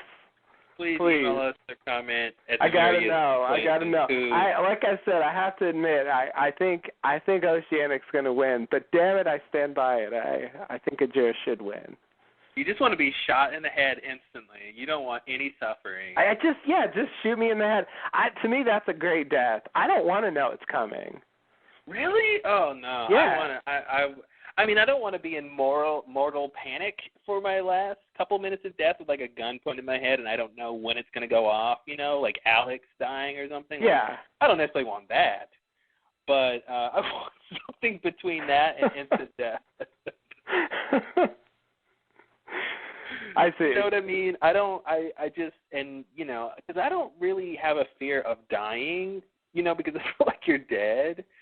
My fear is that those last moments of not being able to process that you are leaving a conscious existence. And I feel like that is, something like the most important part of your life if you get to experience. Oh dear. Okay. So, I feel like once you're dead, you're dead. That's its own thing. I'm not afraid of a state of existence that I can't comprehend. I'm afraid of moving to that state without, almost like tying it to loss, without feeling like I can move on or something, without understanding, I want to have some final thoughts. Let's just leave it at that. I want to have some final thoughts before I leave this reality, before I'm just instantly into non-existence or whatever else is afterwards. I see. So I think if I can choose, I choose the one where I get to have some final thoughts. Yeah. I guess I can let go of the final thoughts. I think we established probably too many times, I think suffering is bad. And well, really? Why? God damn it. It has nothing to do with effects, apparently. So I haven't heard. You think it? I didn't know that. I feel like hundreds of people just turned it off again. They tuned back in and like, God damn it, they're still talking. Yeah, exactly. They decided maybe at the end they'll change the subject. So because I think that, and because, protracted deaths I think often involve suffering, I'm inclined to say, to just sort of play the odds and say I would rather have a quick, painless death where I don't get final thoughts, but I don't suffer. I would rather have that than, a longer involved death that may or may not, involve suffering. Mm. That's just, I'm just sort of, gambling that that's going to be better. It may not be, but I feel like it's, I'm comfortable making that bet, I guess. Yeah. So that's sort of why, why I'm going with the quick death and not really knowing what's going on. Mhm. Yeah. Yeah. I mean, because it's like at the end of the day, you're dead anyway. So yeah, I'm not going to care whether I suffered or not. True. I'm going to, and I'm not going to care whether I had final thoughts or not. Exactly. You're not going to care whether you had final thoughts. So it's really just for the benefit of, you being, what you get to do when you're alive. That's really the only big difference. Yeah, it is. It is. It's about what you value more or what the opposite of value more. Devalue? Yeah. Yeah, because it's just like I feel like if you go out in an instant, you that's all you got. Yeah. And then you're dead. Versus having some final thoughts. Okay, maybe you get hit by a car, but you don't die instantly. You're bleeding to death or something, and you're in pain, but you're dying, but you have some final thoughts. I'd choose that one. Okay. Because the pain, all that stuff is transitory, literally, and because you're dying, and I'd rather. I don't know, but maybe it's selfish. I guess any of that kind of stuff is selfish, but I want some time to put life in perspective before I leave it. And maybe your answer to that is do it before you get hit by a car. Yeah, ideally. But nevertheless. I mean, I want that time too. I'm just saying, No, you don't want it. You don't want it at all. No, I want it. Give me it. You can't have it. You can't have it. Why can't I have it? Because you said you want to be 316. They didn't get it. That's not what I want overall. I'm just saying. You chose it. That's what you wanted. That's what you got. You got 2 helpings of it. Just for all of you out there, I don't want you to just come up and shoot me. It's not. That's what I heard. It's not what I'm into. That's not what you're into. No. You should really change your online personals profile because under hobbies you have people walking up to me and shooting me. Yeah, no, it's just that I mean you're gonna die some way, and I'm just saying I think that's preferable to a lot of scenarios of longer drawn out deaths. Here's another ridiculous scenario. Would you rather be on a plane, the cabin depressurizes, and I don't know, you just die instantly somehow, or you fall out of the plane and you plummet to your death, but you have a couple minutes of free fall for your final thoughts and all that stuff? The first one, absolutely, instant death. No question. You don't want the terrifying free fall of death? I don't want the terrifying free fall where I get those great final thoughts of, well, now I'm going to find out what it's like to dive falling from 30,000 feet in the air. I think I want that. I don't know. We're just wired differently. You really want that? You can have it. You can have mine. Yours too? Can I have Take twice the time. Sweet. I don't want that at all. I mean, not that I want, obviously, the same way you want final thoughts, I want not to suffer, but I also think there's something appealing about being close, knowing you're going to die. Appealing? Wait, let me finish. Okay, sorry. I wasn't done. I know I paused, but I wasn't done. Okay. Appealing about, sort of seeing your endpoint close, but having time to reconcile that. There's something appealing about that, versus I've said this 20 times already. Versus just instantly dying and being on a normal flight and all of a sudden the cabin depressurizes and boop, my consciousness is gone. That versus I'm free falling for a minute or two, from 30,000 feet. That's going to be fun for a little while, I got to say. When I'm up high and I get my bearings straight that I just fell out of a plane and I have half of a thought about the people on the plane and now I'm really worried about me though. It's going to be. I'm going to enjoy it. And hey, if I have a cell phone, maybe I can make a phone call before I die. Wow, nice. At least have a text message and maybe my phone will survive or something. I don't know. But that's the kind of thing that makes me want to have those final moments. Is just I want to have. I guess it's like I said about it being selfish. I feel like it's almost wanting to have control, wanting to insert a little control into the inevitability of this death scenario of saying, even though I'm dying, I'm going to be able to be happy about whatever or think about whatever or wonder about whatever, because you don't get to really do that to the same degree, in sort of your normal life versus when you're in a situation of impending death, Right. You can ponder about your life and death all you want, but if you're not facing death right at that moment or very soon, it's going to be different. So right. that's just where I side on that. Even though I know I'm going to hit the ground really hard, I mean, that's basically an instant death. I mean, I'm not going to really feel that if I'm lucky. Yeah. So I'm not going to really be too worried about the actual impact. That's better to me than getting sliced to death or bleeding to death or something like that. I mean, that's still an instant death where you're in mortal terror because you're free falling towards the ground without a parachute, but you still got some final thoughts. Right. So sign me up for that one. All right. You're down. Nice. Enjoy your plummeting. I will. I'm going to check my email before I go, make sure I don't have to return anyone's email, and maybe see what's on Huffington Post before I hit the ground. I'm hoping I have my cell phone handy so I can check these important things. See what the trending topics is on Twitter. Just before I go. Wow.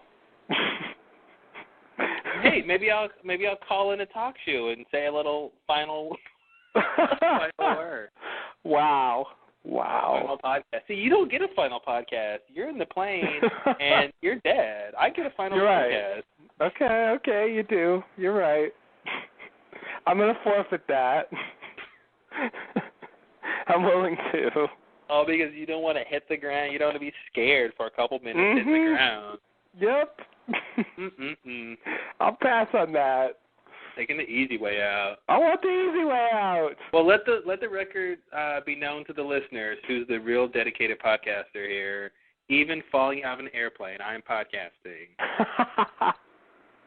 Justin doesn't want to. If I could do some kind of posthumous podcast, I would. Yeah, talk show really has bad quality from across the ether there. But, yeah, I mean, in the moments before you know what, I'm just going to own it. In the moments before my death, podcasting is not going to be high on my priority list. Mm-hmm. Sorry, guys. I mean, I love podcasting. It's cool. I enjoy it, but it's just not up there with, the things I want to think about before I'm dying. Well, you don't have time in your scenario. That's why. See, I have time in my Well, even if I did, but yeah, you're right. I'm not going to think about anything. See, I wouldn't think about it in your scenario either. Right. You don't have time, but I mean, I got a couple minutes. You got a couple minutes. You're going to use those couple of minutes to increase your podcast output by just a little. Just a little bit. Yeah. So in making the choice to not do that, I'm bypassing that opportunity, and I'm willing to do that. And if that says something about my dedication, oh my God, this guy! Broken down automatically in 5 minutes. To extend the time by 60 minutes, press *8. So I haven't heard that guy in a long time. Would you be 8:15 or 3:16, talk show guy? Yes, 8:15.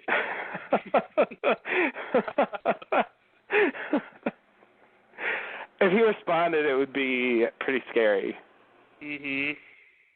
Because I think if we wrote the talk show people and told them that that their program had become conscious, I think they would be really afraid. They didn't believe that he came in to tell us to press *8, so they're really not going to believe they created artificial consciousness in their conference software. But it almost seems like something that could happen because I feel like they really don't fully understand what they've created over there. Yeah, they don't know all the different features and stuff. Yes. But it's not programmed to do that. And they looked. They couldn't even find what causes that to happen. It's buried in some place that even they couldn't find. Wow. And it's still there. TalkShoe's been on. It's been out for so long. I'm sure at this point other people have experienced that. It's so strange that I guess it's because most podcasts don't go that long, but I almost feel like he was not lying, but like, I don't know what the word is. I almost feel like, it's not a unreasonable feature, right? It's not like it's something weird that's in the software. It's something you can see why they put it in there. Yeah. I mean, it's stupid. If you're still talking, it should still go. But I mean, to ask if you want to continue is a reasonable feature. So I don't know. Part of me feels like he was confused or just didn't know what we're talking. It's just weird that he would make it seem like it just made no sense. Yeah. Yeah, it was. Well, thanks for joining us, everybody, and during our philosophical debate about the nature of good and evil.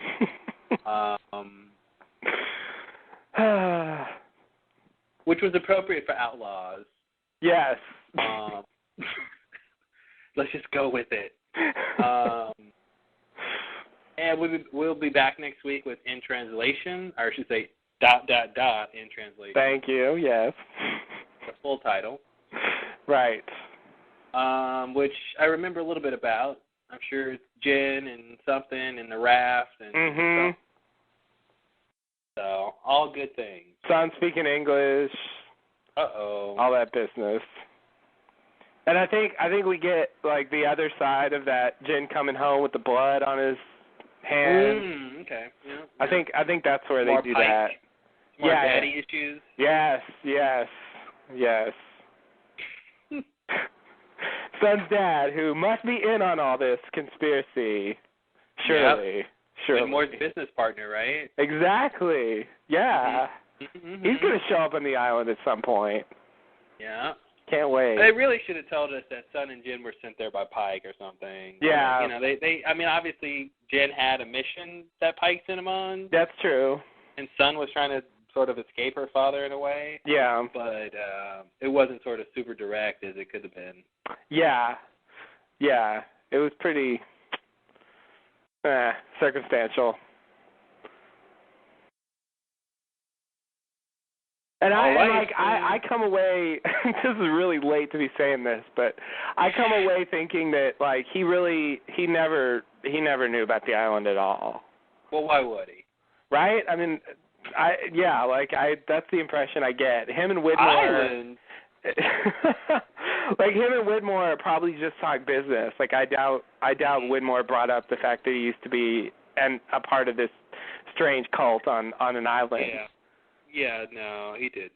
Like that's a weird thing to bring up in a like high-powered business like, golf game or whatever. Mhm. No, I'm sure it was strictly business. Yeah. Well, and that's the problem too, right? Is you can imagine Pike doing something with Widmore, because we know Widmore's interested in the island. But, there wasn't any, contrary to what Ben said, there wasn't any, like, money to be made on the island. Like, Widmore's not trying to turn it into the new Jurassic Park or something. I think that's the impression you get from Widmore at the beginning, that he's got some business and financial interest in monetizing the island. And then you go, oh, okay, well, Pike is a businessman, too. They're in on it together. Yeah. That's not. They want to, like, exploit the island somehow. Yeah, that's really not the case. Yeah. He was just really into the island for personal reasons. And we never found out how he got there. No, we don't. He was just there.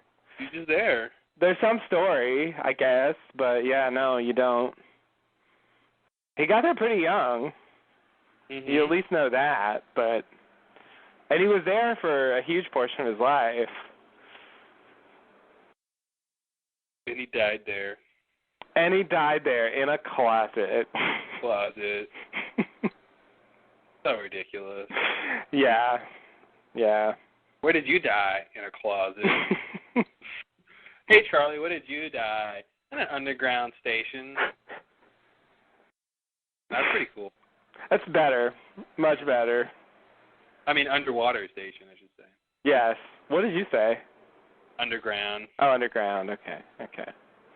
Well, water grounds. Water grounds, same thing. Mm-hmm. One has good consequences, one has bad consequences. Oh, God. Well, I don't know if they're good or bad yet, so. You don't know if they're good or bad yet. But you can use the word bad before you talk about the consequences. That's right. Isn't that great? It's awesome. It really helps me. All right, anything else before we wrap it up? You know what? I think that does it. I think that does it too. Thanks and namaste. Namaste and good luck.